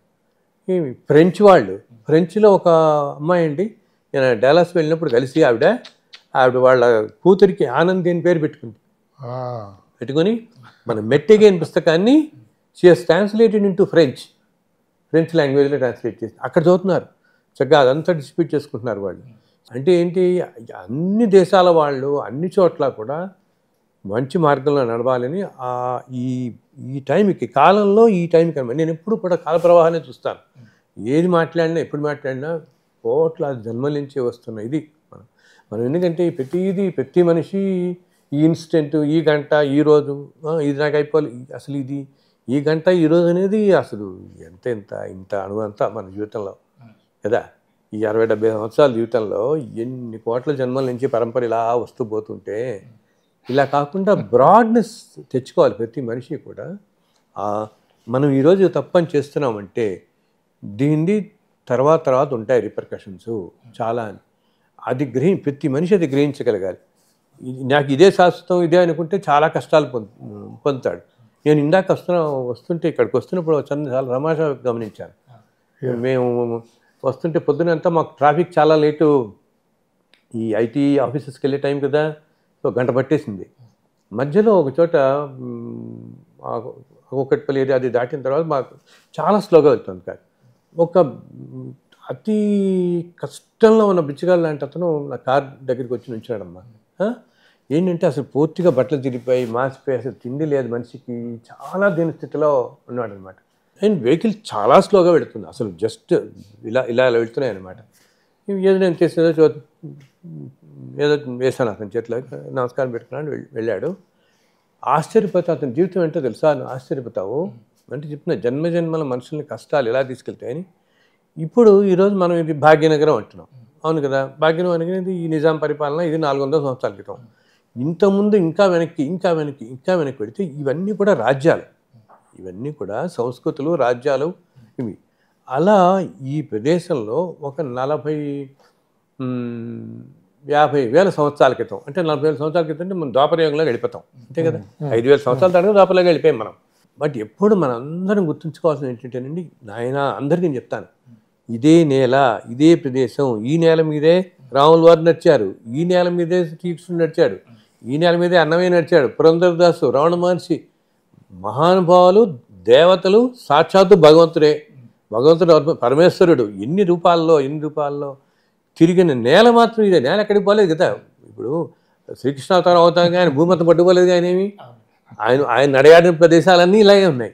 రామావతారంలో ఆయన నడయాడిన ప్రదేశాలు ఇలాగే ఉన్నాయి. ఈ మహాపురుషులంతా నడయాడిన ప్రదేశం మాత్రం ఇదే. ఈ ప్రదేశంలోనే రకరకాల సంస్కృతులు, రకరకాల వస్తువులు ఉంటాయి, దేవతలు, గురువులు, పరంపరలు. అందుకని మనం చూడండి, గురు పరంపరలో కొంతమంది కొన్ని ప్రదేశాలు ఎంతో విజృంభిస్తాయి అనమాట. అంటే ఎంతో వైభవం వస్తుంది ఒక్కోసారి. సామ్రాజ్యాలు మనం అంటే హంపి, విజయనగరం, ఎందుకు వాటి వెనకాల కూడా గురువులు, ఆ గురువు నైనా ఇది ప్రదేశం అని వాళ్ళు చెప్తారు. ఇలా ఎందుకు, ఆ ప్రదేశం విలువ తెలుసు ఆ గురువులకి, ఈ ప్రదేశం విలువ ఏమిటి ఇంతమంది. సో ఇందాక నేను వస్తున్నప్పుడు ఆయన సంగతి చెప్తాను మీకు. 40,000 సంవత్సరాల క్రితం ఇదంతా ఒక రాజ్యం అండి. ఒక జన్మ పరంపర కాదు కదా, తల్లి, తండ్రి, కొడుకు. ఏ జన్మలో మనం అన్నమాచార్య కీర్తనలు కూడా ఉంటుంది కదా, కీర్తనలో కూడా చెప్తుంటాడు, ఏ జన్మం ఎప్పటిదో ఈ బతుకు అని చెప్తుంటాడు. ఇలాగే ఎక్కడి వాడు ఈ జీవుడు, ఎచ్చటి వాడు ఈ జీవుడు, ఎక్కడెక్కడ తిరిగేది ఈ జీవుడు అని. ఎవరికి తండ్రి అవునో ఎవరికి తెల్లవనో, ఏ జన్మలో మనం ఎవరికి తెల్లో, ఎవరికి తండ్రో ఎవరికి తెలుసు. ఇలా తిరుగుతూ ఈ జన్మజన్మల బంధాలు ఇలా వెళుతుంటాయా. సో ఈ మనిషి ఇందాక నా దగ్గరికి వచ్చిన మనిషి చెప్తున్నాను, ఒక 40,000 క్రితం వేల సంవత్సరాల క్రితం ఇదంతా ఒక రాజ్యం ఉండేది ఇక్కడ. ఆ రాజ్యాన్ని పరిపాలించిన మహారాజు అయితే విపరీతమైన అన్యాయాలు చేసి ప్రతి వాళ్ళని హింసించి సన్మార్గంలో పోతున్న వాళ్ళందరినీ కూడా అప్పటి 40,000 సంవత్సరాలు అంటే మనం ద్వాపరయుగంలో ఉన్నాం. అప్పటికే ధర్మం తగ్గడం ప్రారంభమైపోయింది. ద్వాపరయుగం 8,64,000 సంవత్సరాలు. 8,60,000 లాస్ట్ 40,000 గంటకి వచ్చేసాం అప్పటికి. సో ఈ మహానుభావుడు విపరీతమైన ఈ మనిషి, ఈ జీవి ఎన్నెన్నో అన్యాయాలు చేసి ఎందరో మందిని హింసించి రకరకాలు చేసి, కానీ విచిత్రం ఏంటి, అతని భార్య మాత్రం చాలా మంచిది, ఎంతో ఉన్నతురాలు అనమాట. కానీ ఆమెని నానా కష్టాలు పెట్టాడు. ఏమి అసలు ఆ రాజ్యంలో తిట్టుకొని మనిషి లేడు ఈ రాజు. అంత అన్యాయాలు చేసిన వల్ల ఏమైంది తెలుసా, ఇతను ఆ తర్వాత కొన్ని వేల జన్మల పాటు జంతు ప్రపంచంలో వెళ్ళిపోయాడు. మనుషులు కనుక అన్యాయాలు చేస్తే అందరూ అంటారే చాలా హీనమైన బతుకు వస్తుంది అని అంటామా. హీనమైన బతుకు రావటం అంటే మానవ బతికే రావాలని లేదు. మరీ విపరీతమైన అన్యాయాలు కనుక చేస్తే అసలు జంతు ప్రపంచంలో వెళ్ళిపోతాం మనం. అది కూడా ఏంటి, ఒక 4-5 వేల జన్మల జంతు ప్రపంచంలో ఉండి మళ్ళీ ఈ జన్మలోకి రావాలి. మళ్ళీ అయితే ఏమవుతుంది, ఈ జంతు ప్రపంచంలో ఉన్నప్పుడు ఇన్ని జన్మల్లో అంతకుముందు కూడా కొన్ని కోట్ల జన్మల్లో ఆ రాజ్యానికి రాజు అయిన వాడు ఇంతకుముందు జన్మలో ఏదో పుణ్యం చేసుకోబట్టి అనుభవిస్తున్నాడు ఆ రాజ్యం.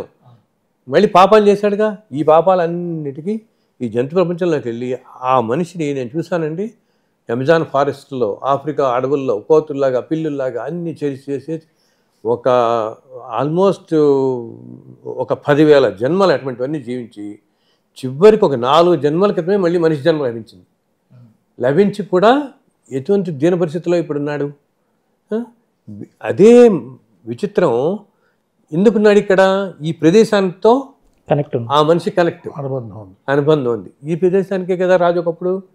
సో ఇన్ని జన్మల్లో ఎక్కడెక్కడో తిరిగి అక్కడి నుంచి ఆఫ్రికాలో అక్కడికి తిరిగి తిండి లేక ఎన్నో కష్టాలు పడి చివరికి ఆ సోల్ కనెక్ట్ ఉండటంతో ఇక్కడ ఏదో రుణానుబంధంతో ఇక్కడ వచ్చి పడ్డాడు.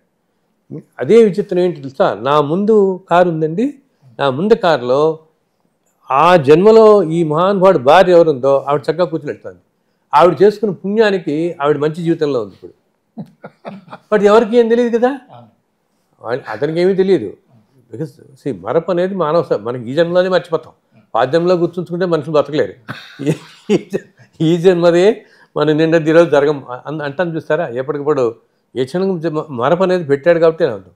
సో ఇంతమంది జన్మల బంధాలు అసలు తెలియవు. కానీ మనం ఒక్కసారి మీరు పురాణాల్లోకి వీటిల్లోకి వెళితే అన్నీ అంతే కదా. మనం ద్రౌపది కానీ ఏదైనా మీరు చూడండి, అన్ని పూర్వజన్మ పూర్వజన్మల వల్లే ఈ జన్మలు ఇలా నడుస్తుంటాయి. సో మన భారతీయ దాంట్లో ఉన్న ఇవి చాలా విశిష్టమైనది ఈ జన్మలది.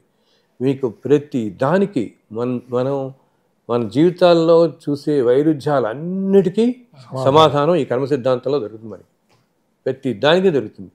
చూడండి, ఆ రోజు ఆమె అంత బాధపడింది, ఎంత మంచి ఉన్నతరాలు కదా. తర్వాత అన్నిటికీ ఆవిడకి ఉన్నత జన్మలు జన్మించి ఏదో తమిళనాడులో అక్కడ మానవ జన్మలోనే ఉంది ఇన్ని సంవత్సరాలు ఉంటూ ఈ లింక్ ఉంది కాబట్టి ఒక్క సెకండే కనపడుతుంది ఆ మనిషికి. ఆ బంధంతో కనపడుతుంది కానీ తలపక్క కూడా పక్క తీదు. మనకు అలా ఈ నదిలో చేతులు పెట్టుకుని యాచిస్తున్నాడు. అసలు ఆపను కూడా ఆపకుండా వెళ్ళిపోయింది, ఆ కారు ముందు వెళ్ళిపోయింది. నేను ఇది వేశాను. సో మనుషులు పాపం చేస్తున్నవాడు అది గ్రహించాలి. నాయన ఇది నన్ను ఇప్పుడు కాదు, కొన్ని వేల జన్మలు వెంటాడుతుంది. ప్రతి వాళ్ళు ఏమనుకుంటారంటే ఎవరు చూస్తున్నాడు అనుకుంటారు. ఎదురుకుండా మనుషులు చూడకపోయినా, పక్కింటి వాళ్ళు చూడకపోయినా అసలు చూసేవాడు ఒకటి ఉన్నాడుగా మనకి. సర్వాంతర్యామి, అన్ని చోట్ల ఉన్నవాడు. ఇప్పుడు మన ఇలా మాట్లాడుకుంటే మన పక్కనే కూర్చునేవాడు. సర్వం, అసలు విష్ణువు అంటేనే అది సర్వం వ్యాపి, నారాయణ అంటాంగా మనం. ఆయన అన్నీ చూస్తుంటాడు. సో అందుని ఎప్పుడు ప్రతి వాళ్ళు నేను ధర్మంగా నడవండి బాబు. మీరు ఏదో అనుకుంటారు, ఏదో షార్ట్ టర్మ్ గెయిన్స్ అని ఇట్లా అంటే మనం పర్వాలేదు దాటేస్తే అని. ఇది దాటేస్తే తర్వాత 1000 దాటాల్సి వస్తుంది. ఈ ఒక్కదాన్ని మనం పొరపాటు వేసామా కొన్ని వేల జన్మలు. అందుకని చూడండి, కొన్ని జంతువులు కూడా చూసారా, కొన్ని కుక్కలు కానీ పిల్లులు కానీ మనుషుల్ని వదిలిపెట్టుకుంటూ తిరుగుతుంటాయి. మన ఇళ్లలోనే తిరుగుతుంది. ఎంత తీసుకెళ్ళి వదిలిపెట్టు 20 కిలోమీటర్ల దూరంలో ఎక్కడ వదిలిపెట్టేవారు. ఏదో విధంగా రాత్రి అంతా వెతుకు మళ్ళీ మన ఇంటికి వచ్చి పడతాయి.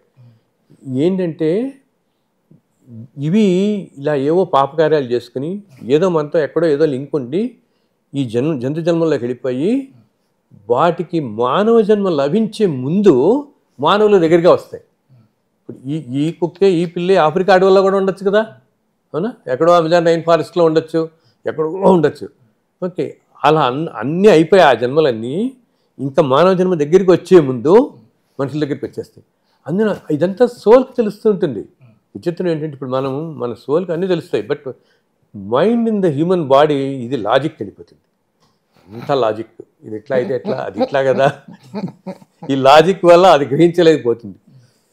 అందుకని సోల్ చూడండి, మనం అనుకుంటే ఇంట్యూషన్ అంటామే, మనకి అడుగు వెళదాం అనిపిస్తుంది, బాబా ఆయన ఎవరైనా దర్శించుకుందాం, లేకపోతే ఆ గుడికి వెళ్దాం, ఆ ప్లేస్కి వెళ్దాం అనిపించడం అంటేనే థాట్ కదా.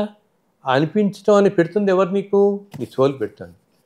అది టక్మన్ మనకి మనం ఏంటంటే కొంచెం సాధనా మార్గంలో ఉండి, సాధనా మార్గం అంటే మంచితనం. నేను అందరితో చెప్తాను, నాయన సాధనా మార్గం అంటే 5 గంటలు కూర్చొని తపస్సు చేయండి అని కాదు.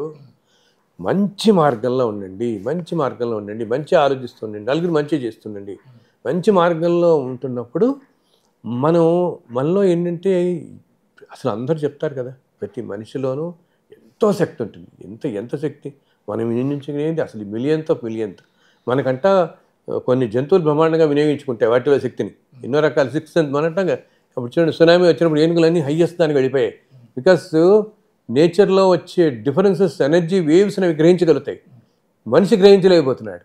ఇంత ఉన్నత జన్మ తీసుకుని మనం గ్రహించలేము ఆ వేవ్స్లో డిఫరెన్స్ అనమాట. ఇప్పుడు ఎక్కడన్నా ఎర్త్క్వేక్ వస్తుంది అనుకో సత్యం గారు, ఇప్పుడు ఇలా ఉన్నాం మనం కాలిఫోర్నియాలో, ఎక్కడ ఎర్త్క్వేక్ వస్తుంటే ఎర్త్క్వేక్ వచ్చినప్పుడు వేవ్స్ వస్తాయి. ఆ వేవ్ ప్యాటర్న్ మన ఇక్కడి నుంచి మనం గ్రహించవచ్చు. మనం అంత ప్యూర్గా ఉన్నప్పుడు ఎక్కడ ఈ ఎనర్జీ డిఫరెన్స్ అవుతుంది. ఇవి జంతువులు కొన్ని గ్రహించగలుగుతున్నాయి, మనిషి గ్రహించలేకపోతున్నాడు. ఎందుకు ఇంత దూరం అయిపోయి నేచర్ నుంచి ఇంత దూరం అయిపోవడంతో ఇదంతా ఇది. సో అలా కాకుండా మనం ప్రతి మనిషి ధర్మంగా ఉండడానికి ప్రయత్నిస్తూ ఉంటే మంచి జీవన విధానం, మంచి జీవితం, మంచిది ఉంది. ఇందాక చెప్పాను, అసలు ఈ కోదనామ సంవత్సరం ఏంటైనా అందరితో ఉండకండి. అండ్ దేది జడ్జిమెంటల్గా ఉండకూడదు. ఇప్పుడు ప్రతి మనిషి కూడా ఇది లావగానే ఇదో వీడు రాక్షసు, వీడిది ఏది ఎందుకు ఎలా జరుగుతున్నది చెప్పాను. ఇప్పుడు చూడండి వాళ్ళ పరిస్థితి, ఆత్మ పరిస్థితి చూడండి వస్తుంటే. రాజ్యాన్నే ఏది సాధించిన మనిషి ఎవడు గుర్తుపట్టలేని చివరి తన సొంత భార్య కూడా వెళ్ళిపోయిందే, ఏమిటి మరి ఇంక నీకు పెరిగింది? అసలు ఇన్ని జన్మలు ఎలా గడిపావు? ఎంత ఘోరంగా గడిపావు? దీనికోసం ఆ మనుషులు ఈ తాపత్రయపడేది, ఇంత తాపత్రయాలు పడేది. అండ్ ఇది కూడా ఏంటి, చూస్తూ ఉంటాం మనం నిత్యం పుట్టినప్పటి నుంచి ఎన్నో ప్రవచనాలు వింటాం, ఎన్నో మహానుభావాలు వింటాం. అండ్ అసలు వైవిధ్యమైన లైఫ్ చూస్తాం కదమ్మా మన చుట్టూతా. ఎంతో కష్టపడినా పైకి రాలేని వాళ్ళు, తేలిగ్గా వచ్చేసేవాళ్ళు, ఇన్ని రకాల వైవిధ్యాల జీవితాలు అయినా కూడా నేనే అందరికంటే గొప్ప. ప్రతి జీవి, ప్రతి మనిషి అనుకునేది ఏంటి, నాకు మాత్రం ఇలా జరగదు అనుకుంటాడు. వాళ్ళందరికీ జరగదు, నాకు మాత్రం ఇలా జరగదు, అందుకు నేను ఏం చేసినా పర్వాలేదు అనుకుంటాడు. ఇవాళ రాజ్యాధికారం అనుభవిస్తున్న వాళ్ళందరూ కూడా ఈ కార్యక్రమం చూస్తుంటే వాళ్ళందరూ చాలా జాగ్రత్తగా వాళ్ళ అధికారాన్ని వినియోగించుకోవాలి అని ఆశిద్దాం. భవిష్యత్తులో వాళ్ళందరికీ ఏ ఫ్లైఓవర్ దగ్గర వెళ్ళి బిచ్చగాడి కింద మారాల్సి వస్తుందో చాలా. అంటే వారు గత జన్మల్లో ఏంటి అనేది మీరు దర్శించడం వల్ల మరి వేరే వాళ్ళతో కమ్యూనికేట్ అయ్యేటప్పుడు మరి వీడు అలాంటి మీకు ఏమన్నా ఇబ్బంది కలగదా గురుగారు? నేను అసలు ఆలోచించండి ఆయన, ఏది నేను అన్నిటికీ నిశ్చలంగా ఉంటాను, ఏది ఆలోచించను. అంటే అదృశ్యమాలిక కనిపిస్తుందండి మీకు? Broad spectrum of the universities కనిపిస్తుంది. ఆ దృశ్యాలు కనిపిస్తే మీరేం స్పందించారు? ఏమి స్పందించారు? అదే ప్రశాంతంగా ఉండగలుగుతాం. ఇది ఎప్పటి నుంచి వచ్చింది గురుగారు? అంటే అది అలా వచ్చింది అంతే. అంటే గురుగారు ఇప్పుడు అమృత దర్శనం ఈ గ్రంథం మీ ద్వారా వచ్చింది. దీనిలో జన్మజన్మల బంధాలు, అనుభవాలు, అనుభూతులు అని రాశారు. అంటే ఒక యోగి ఆత్మకథ పుస్తకం చాలామంది మన దగ్గర చదివి ఎంతోమంది ఈ మార్గంలోకి వచ్చారు. కానీ ఒక గొప్ప యోగి ఆత్మకథ మన తెలుగు రాష్ట్రాల్లో ఉన్నది అంటే ఈ పుస్తకం అని నాకు అనిపించింది గురుగారు. నిజంగా చదివిన వాళ్ళందరూ కూడా అదే అనుభూతులు పొందుతారనిపిస్తుంది. దీని గురించి మాకు కాస్త వివరంగా తెలియజేయండి. మీకు వచ్చినటువంటి వాటిలో 2016లో రాశానండి మొట్టమొదటి ఒకసారి. అదేంటంటే ఇంతకుముందు జన్మల్లో ఇంతకుముందు సంవత్సరాల్లో ఇన్ని సంవత్సరాలుగా కొన్నాళ్ళు ఇంజనీరింగ్ కాలేజ్లో వర్క్ చేశానని చెప్పాను కదా, చేశాను. అంతకుముందు ఆల్మిల్ కంపెనీలు, తర్వాత ఈ లోగో డిజైనింగ్ కంపెనీలో దాంట్లోకి రావటం, చాలా కంపెనీలకు ఒక వేదిక సిస్టమ్తో లోగోలు చేయటం. అదే నా ఆల్మోస్ట్ 1998 నుంచి ఇప్పటిదాకా దాంట్లోనే ఉన్నాను నేను. ఉంటూ మధ్యలో వెంకటేశ్వర స్వామి మీద మొట్టమొదటి పుస్తకం, తర్వాత ఈ పుస్తకాలు రాయటం. దీన్ని 2001లో నేను శ్రీనివాస మహత్యం అని మొదటి బుక్ రాశాను. ఆ తర్వాత 2005లో ఈ వెంకటేశ్వర కల్పన రాయటం ఇంకా అప్పటి నుంచి స్వామివారి మీదే ఒక 18 పుస్తకాలు రాయటం జరిగింది.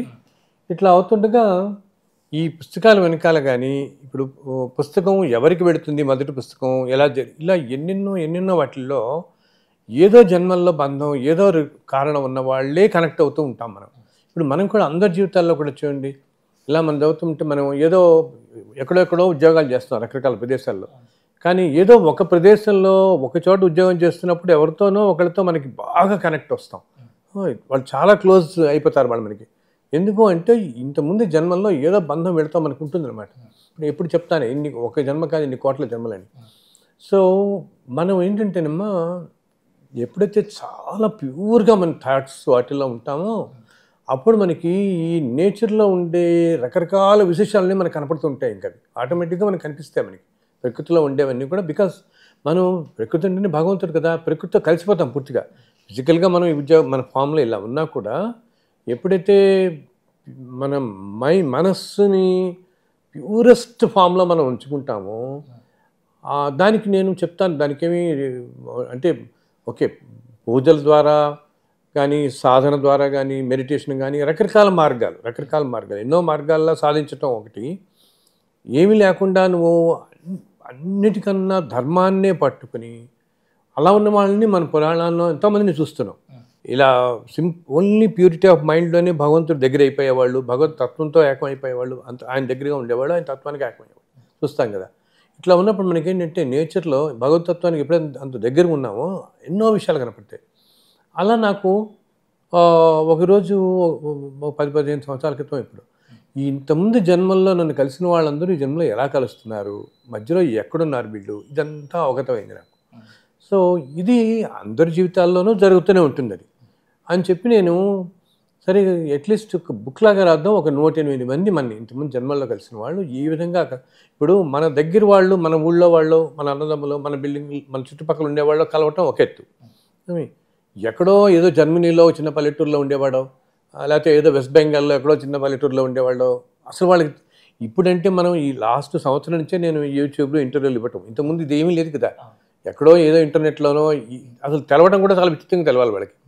ఇంత విచిత్రంగా తెలుస్తుంది, తెలిసి తెలవటం ఒక ఎత్తు, వాళ్ళు మనకి కలవాలనుకోవటం. ఇప్పుడు ఏదో పుస్తకం చదివేసి అక్కడితో ఊరుకోవటం కాకుండా ఆ మనిషికి కలవాలని ఎందుకు అనిపిస్తుంది, ఆ సోల్కి ఏదో జన్మలో మనతో ఏదో బంధం ఉండటం బట్టి కలవాలనిపిస్తుంది, లేకపోతే అవ్వదు కదా. ఇప్పుడు నా పుస్తకాలు చాలా చోట్ల పెట్టారు, ఇలా పెట్టినట్టే హార్వర్డ్ యూనివర్సిటీలో వాళ్ళు పెట్టారు అందరూ. సో హార్వర్డ్ యూనివర్సిటీలో ప్రొఫెసర్స్ అది చదువుతుంటారు. హార్వర్డ్ యూనివర్సిటీలో ఈ పుస్తకాలన్నీ పెట్టిన లైబ్రరీని ఒక అతను ఉంటాడు, అతను ఫ్రెంచ్ అతను అనమాట, రిచర్డ్ లిసేజ్ అని ఫ్రెంచ్ ఆయన. సో మామూలుగా హార్వర్డ్ అనేది చాలా పెద్దది. హార్వర్డ్లో వాళ్ళకి ఒక లైబ్రరీలో ఒక 50 లైబ్రరీలు ఉన్నాయి, చాలా లైబ్రరీన్స్. సో వాడు మామూలుగా లైబ్రరీని ఏం చేస్తాడు, ఉన్న క్యాటలాగ్ చేసి పెట్టేసి అయిపోయింది అక్కడితో, మనకి వాళ్ళకి సంబంధం లేదు. వేరే అటువంటిది అతను నాకు మెయిల్ ఇవ్వటం, నా పుస్తకాలు మీతో తెప్పించుకోవటం, మళ్ళీ మాట్లాడటం, ఎప్పుడన్నా హార్వర్డ్ వస్తే రండి మా దగ్గరికి అంటాం, ఎంతో కనెక్ట్ అయ్యింది. అదేంటి ఏదో జన్మలో మనకేదో బంధం ఉంది. అప్పుడు నాకు అర్థమైంది, ఈయన ఒక 200 సంవత్సరాల క్రితం మనకి కలిశాడు, మళ్ళీ మనం ఈ జన్మలో కలుస్తామని. అలాగే నేను ఒకసారి యూఎస్ వెళ్ళినప్పుడు నేను ఇన్ఫ్యాక్ట్ మా అబ్బాయి గ్రాడ్యుయేషన్ కూడా నేను వెళ్ళని వాడిని, మొట్టమొదటి నేను అడుగుపెట్టిన యూనివర్సిటీనే హార్వర్డ్, కలిశాను అతన్ని. సో అప్పటి బంధం మళ్ళీ కలిపింది అనమాట. ఇన్ని సంవత్సరాల తర్వాత నేను ఇంత బద్ధకం చేసేవాడిని, వెళ్ళకి నేను అమెరికా వెళ్ళిన మొట్టమొదటి యూనివర్సిటీ ఉన్నది 2 hours అక్కడ, ఓన్లీ ఆయన కలిసి నేను వచ్చేసాను అంతే. మళ్ళీ ఈరోజు నేను వెళ్ళలేదు, కానీ ఇప్పటికీ అతను మాట్లాడుతుంటాడు. ఆ జన్మలో ఉన్న బంధం మళ్ళీ ఈ జన్మలో మమ్మల్ని కలిపింది. ఇలా ఎందరో అన్నమాట, రకరకాల దేశాల్లో రకరకాల వృత్తుల్లో ఉన్నవాళ్ళు. అది కూడా సమయం రావటం, ఒక సమయం వచ్చినప్పుడే నన్ను కలుస్తారు వీళ్ళందరూ. అది నా జీవితంలో ఎలా జరిగింది అని ఈ పుస్తకంలో రాశాను. అంతేకాకుండా ఒక 30-40 మంది గురించి రాసి, దాంతోపాటు అసలు అందరి జీవితాల్లో కూడా మనం ఒకళ్ళ తల్లి, తండ్రి, కొడుకు ఎందుకు ఇలా అవుతారు, మనకి ఎందుకు దగ్గర అవుతారు, ఎందుకు దూరం అవుతారు. ఇప్పుడు చూడండి, ఒకే తల్లిదండ్రులు కడుపున పుట్టిన 4 పిల్లలు 4 రకాలుగా ఉంటారు కదా. వీళ్ళ పెంపకంలోనే పెరిగినా కూడా ఎవరి జీవితాలు, ఎవరి లైన్లు వాళ్ళ జీవితాల్లో వాళ్ళు వెళ్ళిపోతారు. వాళ్ళ కష్టాలు కానీ, వాళ్ళ జీవితం కానీ, వాళ్ళ ఉద్యోగాలు కానీ, వాళ్ళు ఉండే ప్రదేశాలు, వాళ్ళు వెళ్ళే ప్రదేశం, వీడు మన దగ్గర పుట్టాడు కదా, ఇక్కడే ఉంటాడు అనుకుంటే లేదు, వాళ్ళు ఏ దేశంలో వెళ్ళిపోతాడో తెలియదు. అవన్నీ ఎందుకు? ఆ సోల్ ట్రావెల్, ఆ సోల్దే. వాళ్ళు ఏదో జన్మల్లో ఉన్న లింక్ బట్టి ఇన్ని కోట్ల జన్మల్లో వాడు మన పక్కింట్లో వాడు, మన అన్నదంలో ఏదో ఈ బంధంతో మన దగ్గరికి వస్తాడే తప్పితే ఈ విధంగానూ అతని జీవన విధానాన్ని మనం శాసించలేము, మనం నిర్ణయించలేము. అతని జీవన విధానం ఏదో అతను తెచ్చుకున్న ప్రారంభ కర్మల వల్ల అతని జీవితం నడుస్తూనే పోతుంది. మనం ఎంత సిద్ధాంతం మనం మార్చలేము. ఇది అందరి జీవితాల్లోనూ. ఎందుకంటే మనుషులందరికీ బాధ ఎక్కడొస్తుంది? ఈ అటాచ్మెంట్స్ వల్లే బాధలు వస్తాయి. ప్రతి మనిషికి, అందరికీ సామాన్యంగా మనందరికీ వచ్చేది అటాచ్మెంట్స్తో. సో ఈ బాధలకు కొంచెం ఉపశమనం కలగాలి మనుషులకి అని ఈ పుస్తకం రాసిన ఉద్దేశం నేను. ఈ విధంగా నాయనా జన్మజన్మల బంధాలు ఇలా ఉంటాయి కాబట్టి మనుషులకి ఇలా వస్తాయి. సో ప్రతిదీ మన చేతుల్లోనే ఉంటుంది, మన కంట్రోల్లో ఉంటుంది అనుకోకూడదు. అది తెలుసుకుంటే మనకి బాధ కొంచెం తగ్గుతుంది, అంతే కదా. ఇంత broad concept of the universe అనేది మనకు తెలిస్తే అందుకని ఇది రాసి. సో ఇలా కలుస్తూనే ఉండేవాళ్ళు, అక్కడొకళ్ళు ఇలా చాలా విచిత్రమైన పరిస్థితుల్లో నన్ను కలవటం అనమాట. ఇప్పుడు మాన్యులు మన సుబ్రహ్మణ్యం గారు ఉన్నారు. ఈయనకి నాకు 20 సంవత్సరాల నుంచి కామన్గా చాలామంది ఉన్నారు తెలిసిన వాళ్ళు, ఎంతో దగ్గరగా తెలిసిన వాళ్ళు ఉన్నారు. బట్ మేము కలిసింది 2 సంవత్సరాల క్రితమే. అది కూడా విచిత్రంగా కాశీ అని ఒక స్నేహితుడు మా దగ్గరికి ఎప్పుడు వస్తుంటాడు, ఆయన ద్వారా నేను కలిసాను. సో ఈ టైంకి కలవాల్సి ఉంది అన్నమాట, కలవాల్సి ఉంది. ఆ ఫలానా వ్యక్తి ద్వారా ఫలానా టైంలో ఆ కాశీ అన్నయ్యను కూడా ఈ 108 మందిలో ఉన్నవాడే, ఈయన అప్పుడు ఉన్నవాళ్లే, మీరు అప్పుడు ఉన్నవాళ్ళు కాబట్టి మనం కలుస్తాం, లేకపోతే కలవం. అసలు ఈ జస్ట్ డజంట్ హ్యాపెన్ అనమాట. అది కూడా ఏంటి, ఎంత పెక్యులర్గానో కలిసాం మీ ఇద్దరం. ఆ తర్వాత ఆశ్చర్యపోయాం, ఇంతమంది ఉన్నారు మా ఇద్దరికి తెలిసిన వాళ్ళని. బట్ ఆ టైం ఇది అందరి జీవితాల్లోనూ జరుగుతుంది. వీటన్నిటికీ అర్థం అంతా ఈ పుస్తకంలో రాశాను. ఈ అమృత దర్శనం అన్న దాంట్లో అసలు అది రాస్తున్న బాబు నేను ఆ భాషకి కానీ ఆ శైలికి కానీ, నేను చదివిన ఇంజనీరింగ్ కదా, అసలు ఏది కూడా నేను అలా కళ్ళు మూసుకుని తెల్లవారుజామున అనుకుంటే రాసుకుంటూ వెళ్ళిపోతాను. ఆ ఫ్లో అలా నా కంటికి ఏది కనపడుతుందో రాస్తాను. నాకు అది ఒక దృశ్యంలాగా వెళ్ళిపోతుంది, దృశ్య కావ్యంలాగా అనమాట. అసలు ఒక్కొక్క జీవితం, ఇప్పుడు 108 మంది రాశారంటే వాళ్ళ మధ్యలో ఎక్కడున్నారో కూడా కనపడుతుంటుంది కదా, వాళ్ళ జీవితాలు, వాళ్ళు ముందుకు వెళ్ళిపోతున్నారు, వెనక ఇంటి నుంచి వస్తున్నారు. అది ఒక విధంగా కన్ఫ్లిక్ట్ కూడా, మీరు ఎందుకంటే చాలా కన్ఫ్లిక్టింగ్ ఇది మనకి. దాన్ని చాలా తక్కువలో కుదించి అసలు కొంచెం మామూలు మనుషులకు అర్థమయ్యేలాగా తీసుకురావడం కోసం ఈ మెయిన్ పర్పస్ అంతే కదా. ఇప్పుడు 10,000 పేజీల పుస్తకం రాసారంటే ఎక్కడ పెడితే ఉపయోగం ఏంది? మనం ఓ చిన్న 150 పేజీల్లో నాయన ఇది జీవితం అంటే అని బ్రీఫ్గా తీసుకురావడానికి. అప్పుడు ఆ దృశ్యకావ్యంలో నాకు కనపడిన వాళ్ళందరివి 30-40 మందివి దీంట్లో రాస్తూ, అందరి జీవితాలు కూడా ఈ జన్మజన్మల బంధాల్లో ఎలా ఉంటాయి, మనకి నేచర్కి బంధం ఏమిటి, ప్రకృతితో ఎలా ఉంటుంది, ఇలా చెప్తున్నానే మనుషులతో మనకి ఎమోషన్స్ కూడా చూడండి. ఒక్కోసారి అకారణంగా కొంతమంది కోపం వస్తుంది, మనమే అనుకుంటాం ఎందుకు వీళ్ళ మీద ఇంత కోపం వస్తుంది, మనకి ఎందుకు ఇంత కోపం వస్తుంది, ఏంటి ఏదో జన్మలో మనకి ఆ మనిషితో ఏదో వైరమో ఏదో సంఘటన జరిగి ఉండటమో ఏదో అయి ఉంటుంది. అది కారణం అయ్యి ఈ జన్మలో మనకి ఆ సోల్ పట్టుకుని ఉంటాయి కదా, ఈ వాసనలు అన్నీ సోల్ని పట్టుకుని ఉంటాయి. అందుకనే కొంతమంది చూడండి పుట్టకతోనే మహా విద్వాంసులు అయిపోతారు. ఇప్పుడు మనం అక్కడక్కడ వింటుంటాం, 4-5 ఏళ్లకి అన్ని రాగాలు గుర్తుపడతాడని. అసలు ఆ రాగాల పేర్లేదు వినుండాడు, అసలు అక్షరాలు కూడా వినుండాడు, ఆ వర్డ్స్ కూడా వినుండు కదా. కానీ ఆ రాగం వినిపించగానే రాగం పేరు చెప్తాడు, పేరే చెప్పేస్తే చక్కగా పిల్లాడు. ఎందుకు? ఇంతకుముందు జన్మల్లో ఈ మహానుభావుడు మహా విద్వాంసుడు అనమాట. ఎంతో విద్వాంసుడు నుండి ఆ సోల్ అన్నీ పట్టుకుని ఉంది. అందుట్లో ఇటువంటివి సాధారణంగా మనం చదివే ఈ ఫిజిక్స్, కెమిస్ట్రీలు ఈ సబ్జెక్టుల కంటే కూడా ఆధ్యాత్మికం, సాహిత్యం, సంగీతం ఇవన్నీ భగవత్పరమైనటువంటివి, భగవద్దత్తమైనవి. ఇటువంటివి వాసనలో సోల్ చాలా గట్టిగా పట్టుకుంటాయి. అందుకని కొంతమంది చూడండి మ్యూజిక్ అంటే చాలా ప్రాణం ఉంటుంది అండ్ చాలా తేలిగ్గా వచ్చేస్తాయి. వాళ్ళు ఏ ప్రొఫెషన్స్లో ఉన్నా, ఏ ఉద్యోగాల్లో ఉన్నా, ఏంటి రాగాలన్నీ గుర్తుపట్టగలుస్తారు. ఇప్పుడు చిన్నప్పుడు గుర్తుపట్టిన సరే, పెద్ద అయిన తర్వాత కూడా విపరీతంగా ఇంకా ప్రాణం అంటారు మ్యూజిక్ అంటే చెవి కోసుకుంటూ ఉంటారు. ఎందుకు? వీళ్ళు కింద జన్మల్లో వీళ్ళే సంగీత విద్వాంసులు అన్నమాట. విద్వాంసులు నుండి ఆ వాసన వీళ్ళని పట్టుకుంది. ఇన్ని జన్మల దాంట్లో ఈ జన్మలో ఏదో ఒక విధంగా జీవితం గడవాలి కాబట్టి ఆ ప్రారంభ కర్మలు తీయడానికి ఒక విధంగా గడవాలి. కొన్ని కర్మలు ఇప్పుడు తీరాలి కదా, అందులో మనం ఏ ఉద్యోగం చేస్తాం ఈ కర్మలు తీయడానికి. కానీ ఆ వాసన మనం పట్టుకుని మన మ్యూజిక్ అంటే ప్రాణంగా ఉంటుంది. ఇదంతా కూడా ఇంత వైవిధ్యంగా ఉంటుంది. మనుషులు ప్రతిదానికి ఏంటంటే ఆవేశం తెచ్చేసుకోవటం, వీళ్ళ మీద కోపం తెచ్చుకోవటం, వాళ్ళ మీద నా కష్టానికి అంతా వీడే కారణం అనుకోవటం. ఇలా వద్దునైనా దానివల్ల ఏమవుతుంది, మనం సంయమనం కోల్పోతాం. అండ్ దానివల్ల ఇంకా కష్టాలు పడతాం. మనం పట్టడంతో పాటే మన ఫ్యామిలీ, మన చుట్టుపక్కల ఉన్న వాళ్ళందరూ కూడా ఎఫెక్ట్ అవుతారు కదా. ఇప్పుడు మన ఆలోచనలు కానీ మన సరిగా లేక మనం ఏదైనా పొరపాటు చేస్తే అది అందరి మీద పడుతుంది. అలా ఉండకుండా ఉండడానికి ప్రయత్నించండి. కొంచెంలో కొంచెం కొంతమందికైనా అటు సైడ్ ఆలోచన వస్తుంది అనే ఉద్దేశంతో రాసిన పుస్తకం.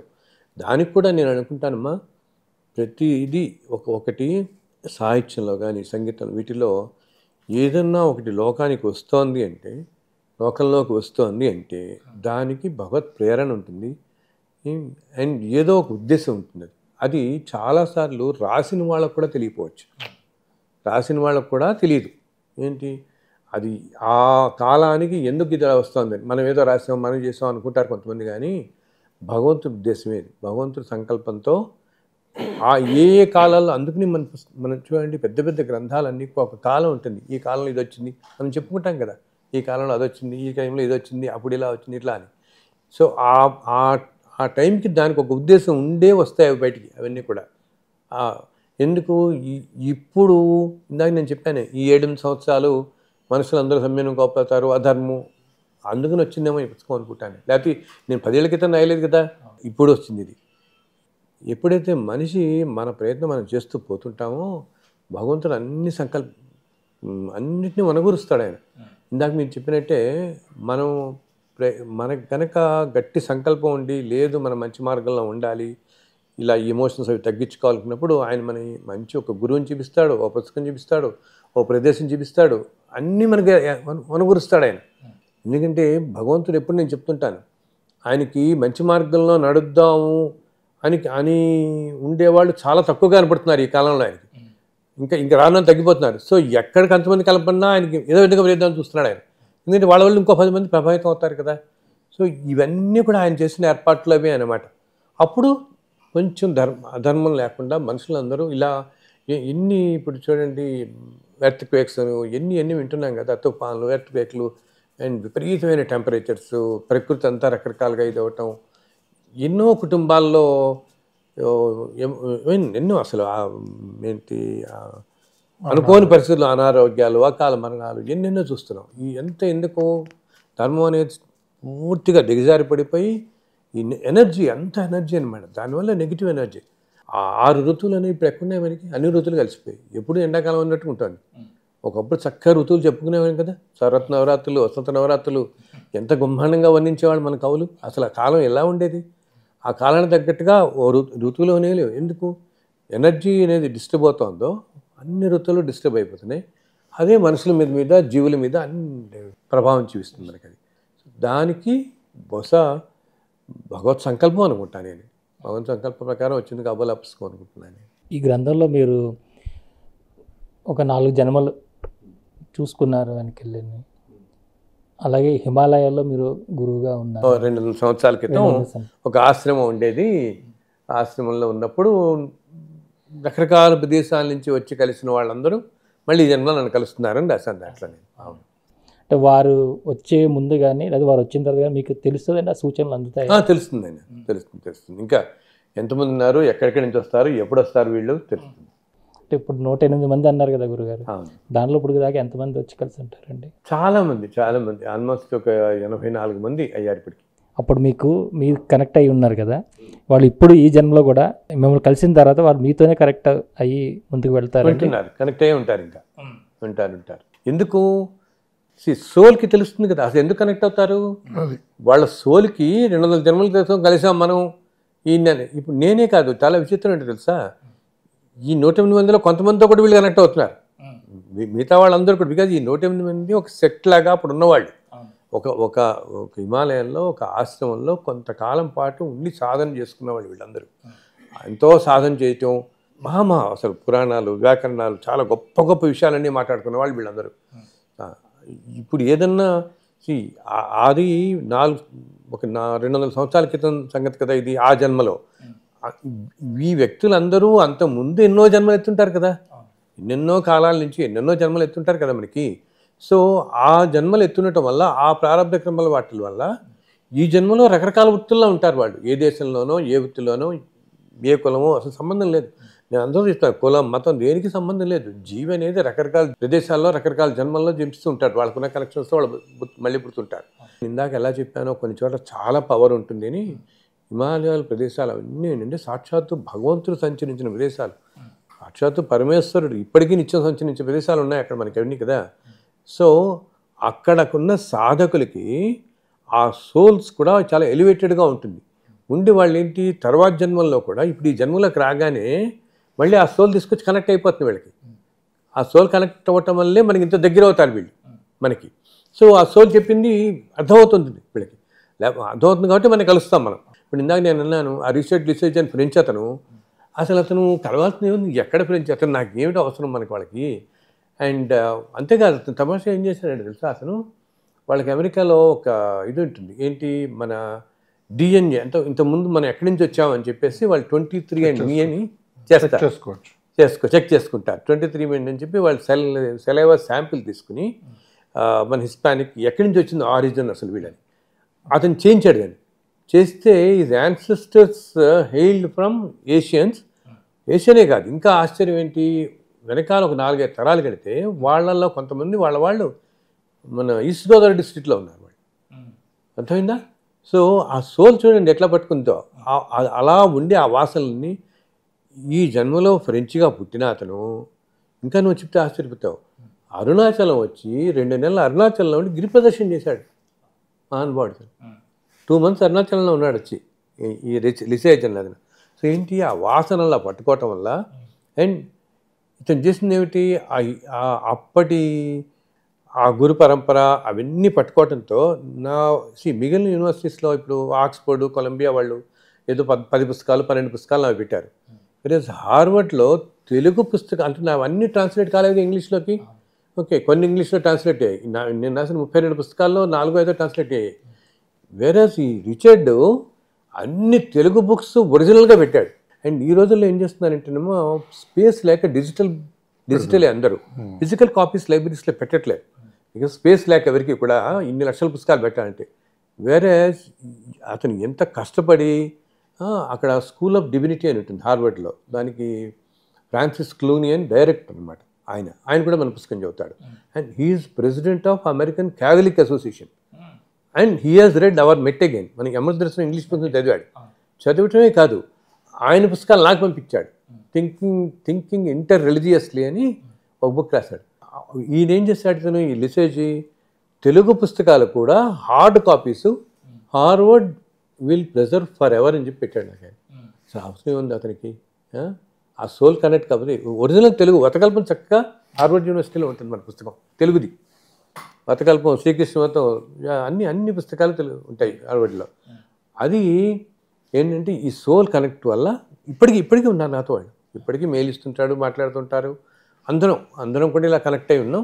అండ్ వీళ్ళందరూ కూడా సమాజానికి చాలా చేస్తున్నవాళ్ళు రకరకాల రీతుల్లో ఎంతో చేస్తున్నారు. వీళ్ళందరూ కూడా మంచి మార్గంలో వెళుతున్న వాళ్ళు. అండ్ ముందు ఇంకా మంచి మార్గాల్లో ఈ సోల్ ట్రావెలే చాలా ఎలివేటెడ్గా వెళ్తుంది. ఈ 108 మంది కూడా చాలా ఎలివేటెడ్గా వెళ్తున్న వాళ్ళు అనమాట. నేను ఎప్పుడు అంటాను, కబుక్కుని మన వాళ్ళు ఏంటంటేనండి ఈ రోజుల్లో అంటే ఇది కలి ప్రభావం. కొన్ని వర్డ్స్ అన్నీ కూడా నెగిటివ్ మీనింగ్లో వెళ్ళిపోతున్నాయి. ఓకే, గురువు అంటే మనం మామూలుగా చివరికి టీ షాప్ వాళ్ళని, ఆ బండి వాళ్ళని కూడా గురువు అనిపిస్తున్నారు. గురువు అనే వర్డ్కే పోయింది. అలాగే ఈ ఎలివేటెడ్ అనే మాట కూడా ప్రతి వాళ్ళు వాడటం మొదలైపోయింది. ఓకే, సో అసలు మామూలుగా ఒక 100 సంవత్సరాల క్రితం ఎలివేటెడ్ సోల్ అని చెప్పడం అంటే మనకి ఎంతో ఇది చెప్పాలి. ఓకే, ఇప్పుడు ఏంటంటే అందరూ అనేటప్పటికీ ఆ వాక్యానికి నిజంగా మనం ఉపయోగిద్దాం అని చోట కూడా దాన్ని ఉపయోగించకపోతుంది వాటిని లేకుండా. ఇంక వేరే పదం లేదు మళ్ళీ. ఒక వర్డ్ మనం ఉపయోగిస్తే ఆ భావం దాని తగ్గట్టుగా రావాలి అక్కడ కరెక్ట్గా. కాల పరంపరలో ఆ భావాలు పోతున్నాయి, ఆ వర్డ్కి తగ్గే భావం రాదు అక్కడ నీకు. అది అందుకని సో అందుకు నేను అలా అనకుండా నేను ఏమంటున్నాను, వీళ్ళందరూ ఉన్నత మార్గాల్లో ఉన్నవాళ్ళు. ఈ జన్మలో వీళ్ళు ఏదన్నా ఒక టీచర్ అవ్వచ్చు, ఇంకోళ్ళు అవ్వచ్చు. ఏదైనా ఎందుకు అవుతున్నారు ఈ జన్మలో? ఇన్ని జన్మల్లో ఉన్న ప్రారంభ కర్మలు ప్రతి ఒక ప్రదేశంలో పుట్టడం, ఒక తల్లిదండ్రులు, ఒక ఉద్యోగం, ఒక జీవన విధానం ఉంటుంది. కానీ సోల్స్ మాత్రం చాలా ఉన్నతమైన వీళ్ళందరివి కూడా. వీళ్ళు ఎన్నో రకాలుగా సమాజానికి సేవ చేస్తున్నారు. నా పుస్తకాలనే కాదు, ఎన్నో రకాలుగా చేస్తున్నారు. ప్రతి వాళ్ళు కూడా రకరకాల మార్గాల్లో సేవ చేస్తున్నారు. ముందు కూడా చేస్తారు. ముందు జన్మల్లో కూడా ఎంతో సేవ చేసి, సేవ అనేది ఏంటి? ధర్మాన్ని కాపాడడం కోసం. ఏదైనా కూడా ఫైనల్గా మనకి కావాల్సింది ఏంటి? ఈ భూమి మీద అందరూ సకల జీవరాశి సంతోషంగా ఉండాలి. ఎవరు అకాల మరణాలు కానీ, కష్టాలు కానీ, అనావస్థ ఇవన్నీ రాకుండా. ఇది ఎప్పుడు అవుతుంది? మంచితనం అనేది ఎప్పుడు ఎక్కువ స్ప్రెడ్ అయితే అప్పుడే ఉంటుంది ఎనర్జీ. ఇందాకనే మళ్ళీ దానికే వస్తాం. సో వీళ్ళందరూ ఆ పరంపరలో ఉన్నవాళ్ళు అనమాట. ఇలా నేను వీళ్ళని చూస్తున్నాను, వీళ్ళని ప్రభావితం చేస్తున్న వాళ్ళని నేను చూస్తున్నాను. అలా నా దగ్గరనే కాదు, ఇప్పుడు నేను కొంతమంది గురు పరంపరలో మహానుభావులను చూస్తున్నాను. ఆ మహానుభావులు వాళ్ళు ఇప్పుడు ప్రత్యక్షంగా లేకపోవచ్చు. ఇంతకుముందు కాలాల్లో 400 సంవత్సరాల క్రితం మహావతార్ బాబాజీ అనుకుందాం, త్రైలింగ స్వామి అనుకుందాం, శివానందమూర్తి గారు, రమణ మహర్షి గారు, వాళ్ళని కలిసిన కొంతమంది గ్రేట్ సోల్స్ కూడా ఈ మధ్య మన దగ్గర తిరుగుతున్నారు. చక్కగా మన మధ్య మళ్ళీ రకరకాల జీవితాల్లో ఉండి ఎంతో మంచి మార్గంలో ఉన్నారు. మనం కొంతమంది చూసి అనుకుంటున్నాం, చూడండి ఈయనేంటి ఈయన ఎంతో మంచి చేస్తున్నాడు, లేకపోతే ఈ ధార్మిక సంస్థకి ఎంతో చేస్తున్నాడు, ధర్మార్మార్గం. ఇలా వీళ్ళలో కొంతమందిని నేను చూసిన వాళ్ళు సాక్షాత్తు మహావతార్ బాబాజీతో పాటు 5-6 నెలలు ఉన్నవాళ్ళని నేను చూస్తున్నాను. 5-6 నెలలు ఉండటం వల్ల అంత ప్రభావితమయ్యే సోలు ఈ జన్మలో ఎంత మంచి పనులు చేస్తున్నారు వీళ్ళు. అందుకనే నేను అంటాను, గురువులను పట్టుకోవటం వలన. ఎందుకంటే ప్రతి మనిషికి కూడా ఏదో కనపడని శక్తి మీద విపరీతమైన నమ్మకం కలగదు. ఈ సృష్టి మొత్తాన్ని నడిపించేది ఒకటే శక్తి రకరకాల రూపాల్లో మనం ఆరాధిస్తున్నాం కదా. సో అంత శక్తి మీద మనకి ఏ రూపం లేని శక్తి మీద నమ్మకం పెట్టుకుని ఆరాధించేంత ఇది మామూలు సామాన్య ప్రజలకి కుదరదు. కాబట్టి భగవంతుడు ఈ గురువులను పంపిస్తున్నాడు మానవ రూపంలో కనిపిస్తే. ఇప్పుడు శ్రీకృష్ణుల వారు, రాముల వారు మానవ రూపంలో ఎంతో సంచరించారు.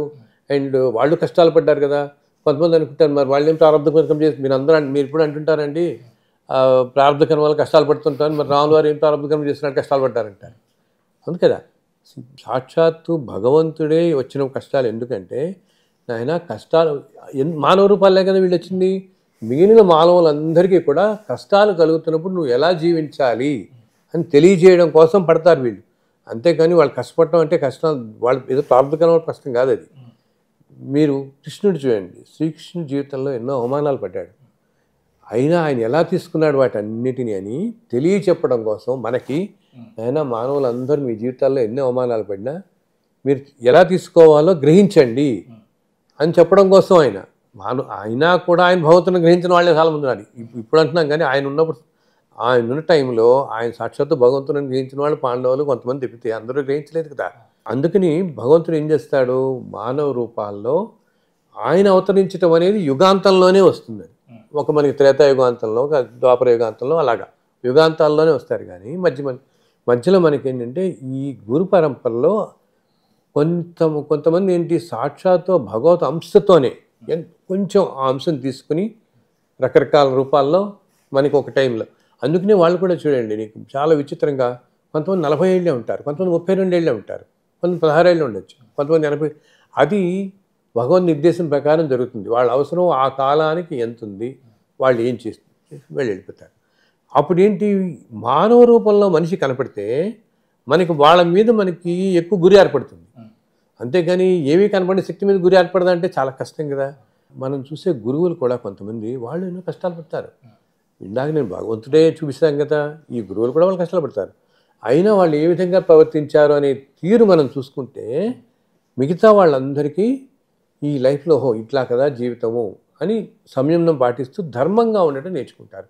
అదే ఎప్పుడు కావాల్సింది, చివరికి ఫైనల్గా కావాల్సింది మనందరికీ ఏంటి, ధర్మంగా నడుస్తూ మనుషులందరూ ధర్మమైన పదమైన జీవితం చేస్తూ సంయమనం. అన్నిటికంటేనైనా నేను అందరికీ చెప్తాను, కోపం తెచ్చుకోకండి, ఆవేశం అహంకారం, కోపం, ఈ రెండే నాశనానికి హేతువులు. ప్రతి మనిషికి కూడా ఇది నేను, ఇది నాది, ఇది నేను చేశాను. ప్రతివాడు నాది కనుక తీసుకెళ్ళిపోగలిగితే ఈ కంటి ఎదురుకుండా ఏది కనపడదు మనకి విశ్వంలో. ఎప్పుడో అందరూ పట్టుకెళ్ళిపోయాడు పైకి కదా. ఏది మనం తీసుకెళ్ళలేము అని తెలిసినా కూడా మనతో తీసుకెళ్ళగలిగేదల్లా మన పాపపుణ్యాలే మనతో తీసుకెళ్ళగలుగుతాం. ఆ వాసనలే మనం పట్టుకుంటాయి, అవే మళ్ళీ కర్మల రూపంలో మనం వెంటాడుతూ పోతుంటాయి. ఇది తెలుసుకోవాలన్నమాట. దీనికి ఈ ఈ గురువులు రకరకాల కాలాల్లో వస్తూ మనకి మంచి చెప్తూ ఉంటారు. అది ఒక జన్మతో మనకి రాదు. మనకి కూడా ఏంటి, ఎన్నో జన్మల్లో మనం ఇలా చేస్తూ పోతుంటే సాధన అంటే మంచి మార్గంలో మనం వెళ్ళాలి, మనం ఇలా కాదనుకుంటే ఇంకా రిఫైన్ అవుతూ పోతూ ఉంటాం. అటువంటి వాళ్ళే ఈ రోజున మనం ఎంతో మంచి మార్గంలో చూస్తున్న వాళ్ళం. అంటే మనం అందరం ఇలా మంచి మార్గంలో చూస్తున్న వాళ్ళం. మనం ఎవరైతే చూస్తున్నామో వీళ్ళందరూ ఎన్నో జన్మల నుంచి ఈ మార్గంలో గట్టిగా ప్రయత్నిస్తున్న వాళ్ళు అనమాట. ఈరోజు ఈ స్థితికి వచ్చారంటే అనమాట. అందుకని ప్రతి మనిషి దీన్ని ప్రయత్నిస్తూ పోతుంటే కొన్ని జన్మలు వచ్చేటప్పుడు ఇంకా దగ్గర అవుతాం. ఇంకా దగ్గర అవుతాం. అప్పుడు మనం ఈరోజు మనం అనుకుంటా, చూడండి నేను ఆయన ఉన్నట్టు ఉండలేకపోతున్నానే, ఆయన చూడండి దేనికి కూడా చలించాడు, ఎంత చక్కగా ఉంటున్నాడు, ఎన్ని కష్టాలు వచ్చినా ఎంత నిశ్చలంగా ఆయన తీసుకుంటున్నాడో అని మనం అనుకుంటాం. ఒకరిని చూసి ఆ స్థితికి నువ్వు కూడా చేరుకుంటావు. అసలు ఫస్ట్ ఆ స్థితికి చేరుకోవాలనే ఆలోచన రావటమే నీకు 20 జన్మల నుంచి ప్రయత్నిస్తావు అన్నమాట. నువ్వు ప్రయత్నిస్తున్నావు కాబట్టి నీకు ఇప్పుడు ఈ ఆలోచన వచ్చింది. ఈ ఆలోచన ఇంకో 20-30 జన్మలు అయ్యేటప్పటికి ప్రాక్టికల్గా గడిపోయి నువ్వు కూడా అలాగే తయారవుతావు. అంటే ఈ గ్రంథంలో మొత్తం మీరు దర్శించినటువంటి, మిమ్మల్ని కలిసినటువంటి వారు ఎవరైతే వాళ్ళ గురించి విశేషాలు, ప్లస్ మామూలుగా మనుషుల జీవితంలో ఈ ఎమోషన్స్, ఈ కష్టాలు, మనకి నేచర్కి ఏమిటి అసలు, అటువంటివన్నీ రాశాను. అంటే మిమ్మల్ని కలిసిన వాళ్ళని మనం ఇప్పుడు కలుసుకోలేకపోవచ్చు అండి. అంటే ఇప్పుడు ఈ ఇంటర్వ్యూ సమయంలోని వారు ఆ సమయంలో మీతో ఉన్నారు అనేవారిని, కానీ మీరు చెప్పినటువంటి ఆ 108 మహానుభావుల్లో ఒక మహానుభావులు ఇక్కడే ఉన్నారు మనకి, ఎల్వి సుబ్రహ్మణ్యం గారు. ఆ సమయంలో మీరు వారికి చెప్పారండి మీరు ఇలా దీంట్లో ఉన్నారని? అప్పుడు మీ అనుభూతి ఏ విధంగా ఉంది? అసలు అంటే మనకి గత జన్మ గుర్తులు మనకేమీ అసలు తెలియదు కదా. మన చాలా వింత అనుభూతి. పైపెచ్చు అంత సమీప క్షేత్రంలో ఉంటూ సుమారు 20 సంవత్సరాల నుంచి ఆ ఇంటి దాకా వెళ్ళి వచ్చినట్టుగా కూడా కనిపిస్తోంది, కానీ ఎప్పుడు కలవలేదు. దానికి ఏదో ఒక నిర్దిష్టమైన ఒక కాలం అది మనం ఊహించుకుంటున్నాం. ఇంకొక పక్క అసలు ఈ సమయంలోనే ఎందుకు రావడం తటస్థించింది అని కొంచెం ఏమన్నా లోతుగా వెళ్ళి చూస్తే బహుశా ఈ సమయంలోనే నాకు ఆ ట్రీట్మెంట్ అవసరం. ఆ జీవికి ఒక్కొక్క కాలం ఒక రకమైన ట్రీట్మెంట్ అవసరం. ఫిజియోథెరపీ ఒకప్పుడు ఫ్రాక్చర్ కట్ ఒకసారి వేస్తారు, సర్జరీ ఇంకోసారి చేస్తారు, డైట్ ఇంకోసారి చెప్తారు. ఇలా మనకి డిఫరెంట్ ట్రీట్మెంట్ ప్రోటోకాల్ ఎలాగైతే ఉంటుందో బహుశా నాకు అలా అనిపిస్తోంది. ఆ విధంగా రావడం వల్ల మనకి ఇవాళ ప్రతి సందర్భంలో మనం ఇందాక మీరు చూస్తున్న గ్రంథాన్ని చూస్తే మనకి అనేక విషయాలు కొంత మనకి ఆలోచన లోపల నుంచి వస్తాయి. ఏది మనం సులభంగా తీసుకోవడానికి లేదు, దేన్ని మనం తృణప్రాయంగా మనం అంటున్నట్టుగా వదిలేయడానికి లేదు, దేని గురించి తీవ్రంగా స్పందించడానికి లేదు.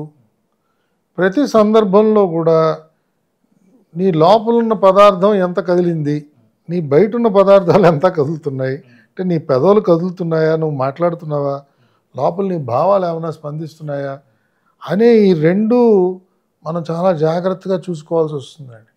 కొన్నిసార్లు మనం మాట్లాడకపోవచ్చు, బట్ లోపల మనం ఒక రకమైన బాధ అనుభవించవచ్చు, ఒక రకమైన క్రోధాన్ని అనుభవించవచ్చు.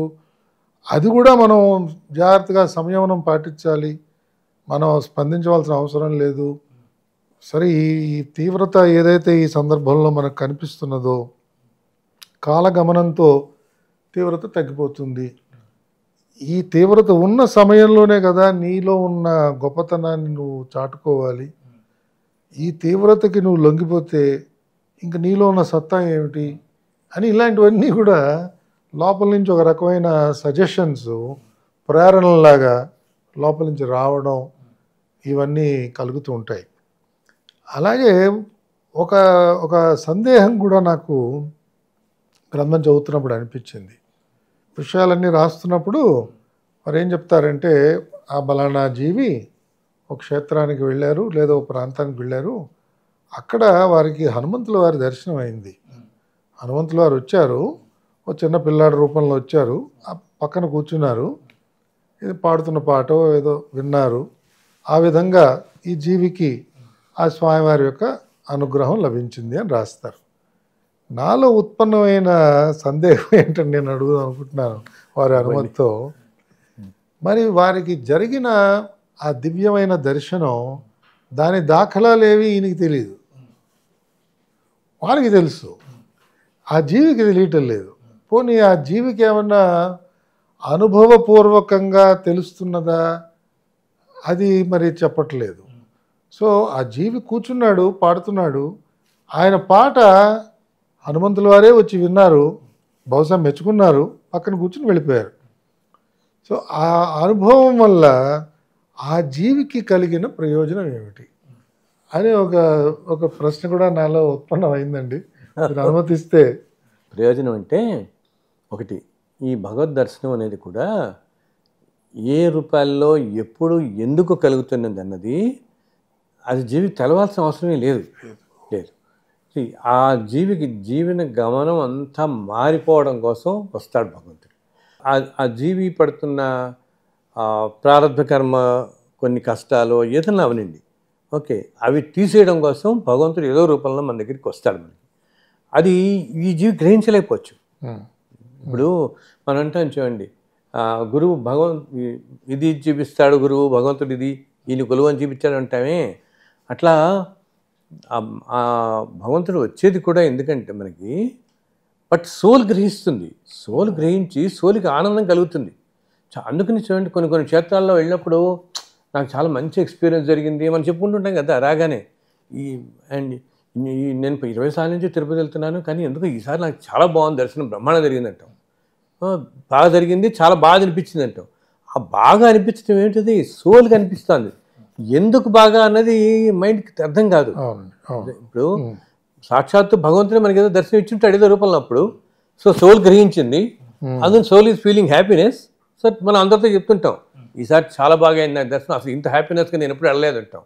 అది ఏమిటంటే లాజికల్గా మనమే చెప్పలేం. మళ్ళీ మనం ప్రతిసారి వెళ్తుంటాం, అసలు ఇంతకంటే గొప్పగా దగ్గరికి వెళ్ళి అరగంట సేపు దేవుడి దగ్గర నుంచడం కూడా ఉంటాయి. బట్ ఎందుకో ఈసారి ఒక్క సెకండ్ అయినా కూడా మనం అంటాక ఒక్క సెకండ్ కానీ ఈసారి నాకు చాలా తృప్తిగా ఉందంటాం. ఎందుకు దగ్గరికి వస్తాడు భగవంతుడు, ఈ మనిషి మంచి ఉన్నత మార్గంలో వెళ్తూ ఏదైనా ఒక కష్టంలో ఉన్నప్పుడు ఆ కష్టం నుంచి ఆ మనిషిని పక్కకి కొంచెం తగ్గించడానికి, ఉపశమనానికి, ఆ పక్కకి తోసేయడానికి ఆ ప్రారంభ కర్మని రకరకాలుగా ఏంటంటే, ఇప్పుడు ఒక జీవి మంచి మార్గంలో ప్రయాణిస్తున్నాను అనుకుందాం అనుకోండి, అవుతూ దీనివల్ల ఈయన ఏదైనా కొన్ని కష్టాలు పడుతూ ఇప్పుడు లైఫ్లో ప్రారంభ కర్మల వల్ల కొన్ని పడుతూ దానివల్ల ఈయన వల్ల జరగాల్సిన మంచి పనులు సొసైటీకి ఎప్పుడైతే జరగట్లేదో అప్పుడు భగవంతుడు ఏదో రూపంలో మన దగ్గరికి వచ్చి ఈ ప్రారంభ కర్మని పక్కకి తోసేస్తాడు, లేదా తర్వాత జన్మల్లోకి తోసేస్తాడు. ఇంకా కొన్ని జన్మలు ఉంటాయి కదా, ఆ జన్మలో అలా కొంచెం తోసేస్తే ఈ జీవి వల్ల ఏమవుతుంది, వెంటనే ఈ ప్రారంభ కర్మ తెలియపోయి ఈ ధర్మ ప్రచారంలో మంచి స్పీడ్గా ముందుకు వెళ్ళిపోతాడు. అండ్ అదే కదా కావాల్సింది భగవంతుడికి, ధర్మం జరగాలి. ఇది ఎవరి వల్ల అందరికీ అనిపించదు కదా. అందుకనే మనము ఇది జడ్జి చేయడం చాలా కష్టం. ఒక్కోసారి చూడండి, అతి నార్మల్గా ఉండేవాళ్ళు కూడా భగవంతునికి దర్శనం జరిగిందని చెప్తారు వాళ్ళు. అది అతి నార్మల్ అనేది మనం జడ్జ్ చేస్తున్నాం. అది ఆ సోల్ నార్మలా కాదా మనకి తెలియదు, అసలు వాడికి తెలియదు. అసలు ఆ మనిషికి కూడా చాలామంది ఏంటంటేనండి, మనని మనం అండర్ ఎస్టిమేట్ చేసుకుంటాం. మనం ఎలా ఎస్టిమేట్ చేసుకుంటాం, మన ఆలోచనలు, మన జీవన విధానం, పుట్టినప్పటి నుంచి ఇలా పెరిగాం అలా పెరిగాం, ఇగో వాడిని అలా తిట్టాం, లేకపోతే నేను ఈ తప్పు పని చేశాను, నేను వీటితో ఇట్లా ఉన్నాను, వాటితో ఏదో కొట్టాను, వాడిని ఇట్లా. మన జరిగిన ఎక్స్పీరియన్సెస్, మనకు చుట్టూగా జరిగిన అనుభవాలు, వీటిలన్నిటి బట్టి మనం అవతల వాళ్ళు జడ్జ్ చేయడం కాదు, మనమే జడ్జ్ చేసుకుంటాం. ఒక ఆత్మ న్యూన్యత భావంలోకి వెళ్ళిపోతాం. ఒక ఇన్ఫీరియారిటీ కాంప్లెక్స్లోకి వెళ్ళిపోయి we underestimate ourselves. మనం ఫిజికల్గా అండర్ ఎస్టిమేట్ కాదు, మన సోల్ కూడా అండర్ ఎస్టిమేట్ చేస్తాం. బట్ సోల్ ఏమిటందో అసలు మనకు తెలియదు కదా. సోల్ని ఎలా అండర్ ఎస్టిమేట్ చేస్తాం మనం? ఓకే, ఎగ్జాక్ట్లీ ఈ సోల్ ప్రయాణం ఏంటనేది మనం ఈ జన్మతో మన ఈ చక్షువులు ఈ మైండ్తో అసలు ఎస్టిమేట్ చేయలేం. అందుకనే చాలామంది నేను ఎవరితో అన్నాను అనుకోండి, మీకు భగవంతుడు దర్శనం అయిందంటే నేను ఇట్లా ఉన్నా నాకే దర్శనం ఎందుకు అంటారు. వాళ్ళు నమ్మలేరు కూడా. కానీ ఆ సోల్ మనకు కనపడుతుంది, ఎదురుకుండా సోల్ కనిపిస్తూనే ఉంటుంది. నేను ఎవరితో కూర్చొని అంటాను, నేను నాకు సోలే కనపడుతుంది. అసలు వాళ్ళ ఫిజికల్ పారామీటర్స్ ఏమీ నాకు కంటికి కనపడవు. ఏ మనిషికైనా నేను అనేది చూస్తాను. So soul will feel happiness. ఆ భగవంతులా వచ్చి కూర్చుని ఆ సోల్ని బయట పడేస్తాడు అనమాట. అందుకనే చూడండి, ఒక్కోసారి అతి చిన్న ఉద్యోగాలు, అతి చిన్న వ్యాపారాలు, ఏవో చిన్న చేసుకునే వాళ్ళు కూడా సడన్ మార్పు వచ్చేసి వాళ్ళల్లో పూర్తిగా ధర్మం వెళ్ళిపోతారు. ఏదో చేయాలి తాపత్రయం, తపన పడిపోతారు కదా. అసలు వాళ్ళకి పాపం వనరులు ఉండవు, వసతులు ఉండవు, ఏముండవు. కానీ అసలు జీవితాంతం దారిపోసేసిన వాళ్ళు ఉంటారు. అసలు పిల్లని పక్కన పెట్టేసి తపన ఎట్లాగైనా మనం ఏదో చేయాలి, ఈ మంచి పని చేయాలి, ఏదో ఈ గుళ్ళు కట్టి ఏదైనా, లేకపోతే అందాకెందుకు మనం చాలామందిని చూస్తాం చూడండి, ఏదో ఈ హాస్పిటల్స్కి వెళ్ళి పాపం అందరికీ ఫీడ్ చేసేవాళ్ళు, వంటలు వండి ఆడవాళ్ళని కొంతమంది. ఈ మధ్య కూడా కూడా ఒక ఆవిడ ఉన్నాను, పాపం ఆవిడ ప్రతిసారి వెళ్ళి ఒక 40 మందికి ఆవిడ ఒక్కటి ఇంట్లో కూర్చొని వండి క్యాన్సర్ హాస్పిటల్కి వెళ్ళి పేషెంట్స్ అందరూ పెడుతుందండి. ఎందుకు జరుగుతుంది అది? ఎంత మంచి కారణం అది. ఓకే, సో ఇవన్నీ ఏంటి, సోల్ లక్షణాలు ఇవన్నీ అనమాట. సో భగవంతుడికి తెలుసు ఈ సోల్ ఏమిటని. బట్ వీళ్ళు ఏం చేస్తాం, మనం చేస్తున్న పనుల వల్ల వాటి వల్ల అండర్ ఎస్టిమేట్ చేసుకుంటాం. అందరితో అదే చెప్తాను ఆయన, ఆత్మానుభూతి. అండ్ ఆత్మ మంచిది, చాలా ప్యూర్ అనమాట. సోల్ చాలా మంచి మార్గంలో వస్తుంది కాబట్టి మంచి పనులు అందరూ చేయగలుగుతున్నారా? ఇప్పుడు ఎన్నో కోట్ల ఉన్న వాళ్ళు కూడా చేయలేరు పనులు, అది సామాన్యం చేస్తున్నారు కదా. సామాన్య గృహిణులను మనం చేయడం చూస్తాం. సో ఆత్మానుభూతిని అందించడానికి భగవద్ దర్శనం జరుగుతుంది కానీ బుద్ధి గ్రహించలేదు. బుద్ధి గ్రహించటం అనేది, బుద్ధి గ్రహించే స్థితికి కూడా మానవులు ఈ సోల్ ఎదుగుతుంది. ఎప్పుడు ఇంకా టైం పడుతుంది. త్యాగరాజ స్వామి వారు రామచంద్రమూర్తి అదే రూపంలో కనపడతారు మనం ఇప్పుడు అన్నమాచార్యులు వారికి కనపడాలి. ఆ స్థితికి సోల్ ఎదిగినప్పుడు భగవంతుడు అలా సాక్షాత్ అదే రూపంలోనే కనిపించినట్టు తెలుస్తుంది కూడా. అసలు భగవంతుడు మన దగ్గరికి వచ్చాడంటేనే ఆ స్థితే చాలా గొప్పది. అది గ్రహించటం ఎలా అవుతుంది? ఒకటి ఏంటంటే ఎవరైనా చెప్పగలగాలి, లేదా మన జీవితం కూడా మార్గం అలా తిరిగిపోతుంది. అలా తిరిగిందంటేనే మనకి ఎవరో మహానుభావుడు మన దగ్గరికి వచ్చి వెళ్ళాడు. మనం అంటాం చూడండి, నేను ఏదో షిరిడీకి వెళ్ళాను, ఇంకా అక్కడితో నాకు మారిపోయింది నా లైఫ్ అంతా. ఇది సాధారణంగా వింటుంటాం. ఎవరో ఫలానా ఆయన కలిసాను నేను, అసలు అక్కడితో నా జీవితంలో తిరిగిపోయిందని వింటారు, మారిపోయిందని వింటారు. ఫలానా ప్లేస్కి వెళ్ళాను మారిపోయిందని వింటారు. ఎందుకు? అక్కడ మన సోల్కి ఆ భగవంతుడు, ఆ సద్గురువు ఆ రూపంలో he has send a message. వీళ్ళందరూ కూడా సోల్కే మెసేజ్ పంపిస్తారు. అది బికాజ్ ఎదుగుండా కూర్చొని చెప్తే వాడు ఇప్పుడు ఇన్ని ప్రవచనాలు చెప్తుంటే మారిపోయేటది ఈ ప్రపంచంలో మారిపోయేది వాడికి. పూర్తిగా బ్రహ్మాండంగా ఉండాల్సిన వాళ్ళే. ఇక సోల్కి వెళ్ళదు, ఇవన్నీ వినేదంతా మైండ్కే వెళుతుంది. రియల్గా సోల్కి వెళ్ళాలి కదా. సోల్కి వెళ్ళేలాగా ఆ గురువులు చేస్తారు.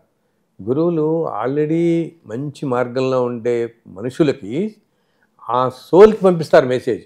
వెంటనే వాళ్ళు ధర్మకార్యం చేయడానికి వెళ్ళిపోతారు. వాళ్ళు ఏదైనా కష్టాల్లో ఉండనివ్వండి, వాళ్ళు ఏంటి అలా ఉన్నవాళ్ళు, వాళ్ళు ఈ భౌతిక ప్రపంచంలో రకరకాల కష్టాలు పడుతుండొచ్చు, కానీ ఈ ధర్మం వెనకాలే పడిపోతారు. వాళ్ళు అదే పని చేయాలి, ఈ ధర్మకార్యాలు చేయటం, నలుగురికి సాయం చేయటం, ఏదో విధంగా సొసైటీకి సమాజానికి సంబంధించిన మంచి చేయడానికి ఇన్ని కష్టాలు పడుతున్నా కూడా ఎందుకు భగవంతుడి నుంచి ఆ నిర్దేశం వచ్చింది వాళ్ళకి.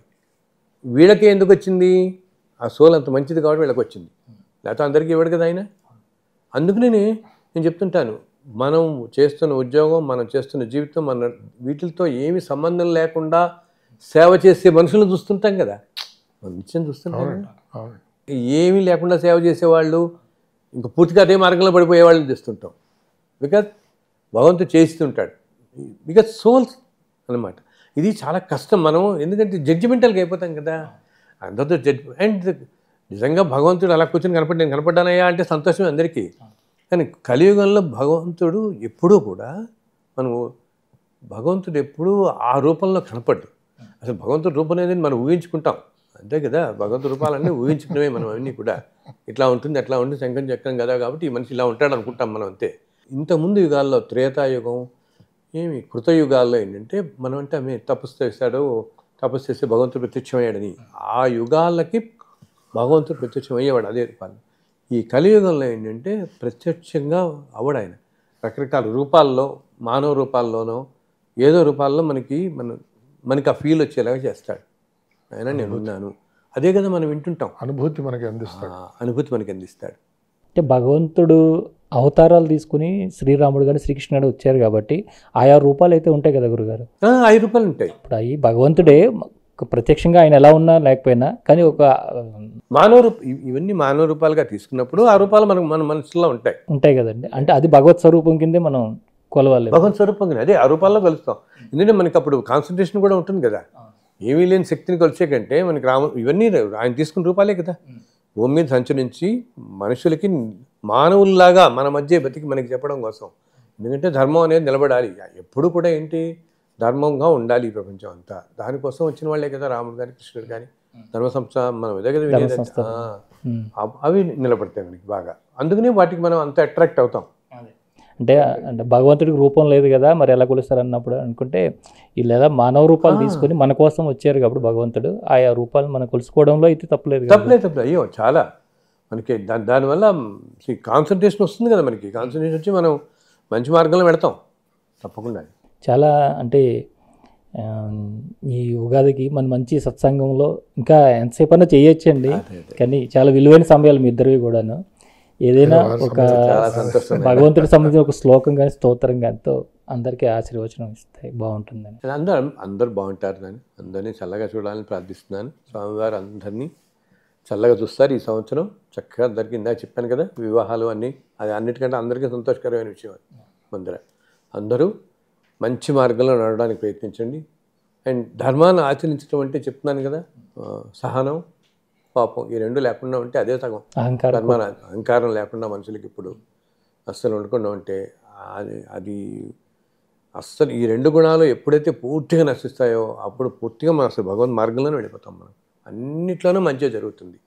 అప్పుడు సమాజం మొత్తం చక్కగా ఉంటుంది. స్వామివారు ఒక నామం ఏదైనా మీతో చెప్తే మాకు అన్ని నామాలు ఎవరి నమ్మకాన్ని బట్టి వాళ్ళు ఆ నామం తీసుకోవాలి. అంటే మీ ద్వారా ఒకటి మేము విందామని అంతే, ఏదో ఒకటి శ్లోకం కానీ స్తోత్రం కానీ ఏదైనా స్వామివారికి శృతిస్తూ లేదు. వినా వెంకటేశం ననాథో ననాథ సదా వెంకటేశం స్మరామి స్మరామి హరే వెంకటేశ ప్రసీద ప్రసీద ప్రియం వెంకటేశ ప్రయచ్చ ప్రయచ్చ.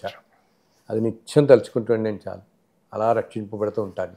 చాలా సంతోషం అండి గురుగారు, మీరు కూడా మాకు చాలా విలువైన సమయాన్ని ఇచ్చారు. అంత మాట ఈ సత్సంగం నాకు వారితో పాటు కూర్చునే అవకాశం కలిగించినందుకు మీకు, మీ ప్రేక్షకులందరికీ ఉగాది శుభాకాంక్షలు. చాలా సంతోషం అండి. స్వస్తి. గోవిందా. ఇంతవరకు మనం ఒక గొప్ప సత్సంగానికి సాక్షులుగా నిలిచాం. ఈ ఉగాది రోజున, ఈ పర్వదినం రోజున, ఈరోజే కాదు ఈ ఇంటర్వ్యూ ఏ సమయంలో మనం ఎప్పుడు చూస్తున్నా సరే సాక్షాత్తు ఆ పరమాత్ముడి యొక్క ఆశీస్సులు మన అందరి మీద ఉంటాయి. ఎందుకంటే పలికేది కూడా వారే ఇక్కడ కూర్చొని ఒక 2 రూపాల్లో మనతో పలికేరు ఇక్కడంతా కూడాను. ఆత్మ కంటే కూడా ఉన్నతంగా, ఉత్తమంగా, లేదంటే ఇంకంతకంటే పై స్థాయిలో ఎవరు కూడా ఉండరు. అంతా కూడా ఆత్మస్వరూపంగా ఉన్నారు కాబట్టి వారిద్దరు కూడా వారు నిజంగా ఈ రోజున సమాజానికి చేస్తున్నటువంటి సేవ, ధర్మం ఎక్కడుంటే వారిద్దరు కూడా అక్కడే ఉన్నారు.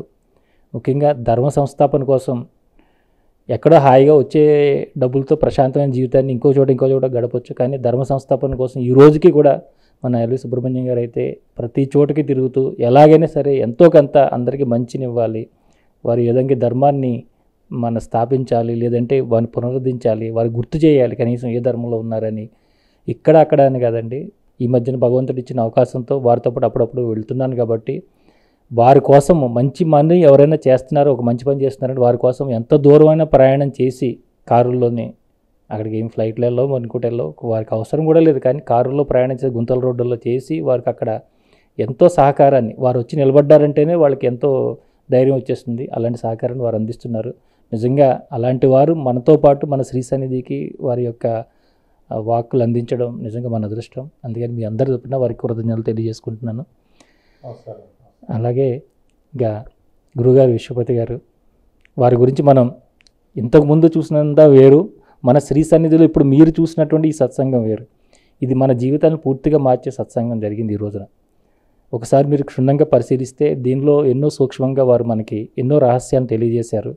మనం ఏ విధంగా ఉండాలి, ఎలా ఉంటే మనం భగవంతుడికి దగ్గర అవుతాము, అలాగే భగవంతుడు మన దగ్గరికి వచ్చి వెళ్ళినప్పుడు కూడా మనకు తెలియకపోయినా సరే మన జీవితం ఏ విధంగా ప్రభావితం అవుతుంది అనే విషయాలు కూడా వారు మనకు తెలియజేయడం జరిగింది. నిజంగా వారు ఇంత గొప్ప అవకాశాన్ని మనకిచ్చి వారు తెలియజేసినందుకు మీ అందరి తరపున వారికి కృతజ్ఞతలు తెలియజేసుకుంటున్నాను. మీరంతా కూడా ఈ సత్సంగాన్ని చూసి ఆనందించి ఆత్మజ్ఞానాన్ని పొందుతారని కోరుకుంటూ మరొక ఇంటర్వ్యూలో మళ్ళీ కలుసుకుందాం. అంతవరకు చూస్తున్నాను శ్రీ సన్నిధి టీవీ. నమస్కారం. నమస్కారం.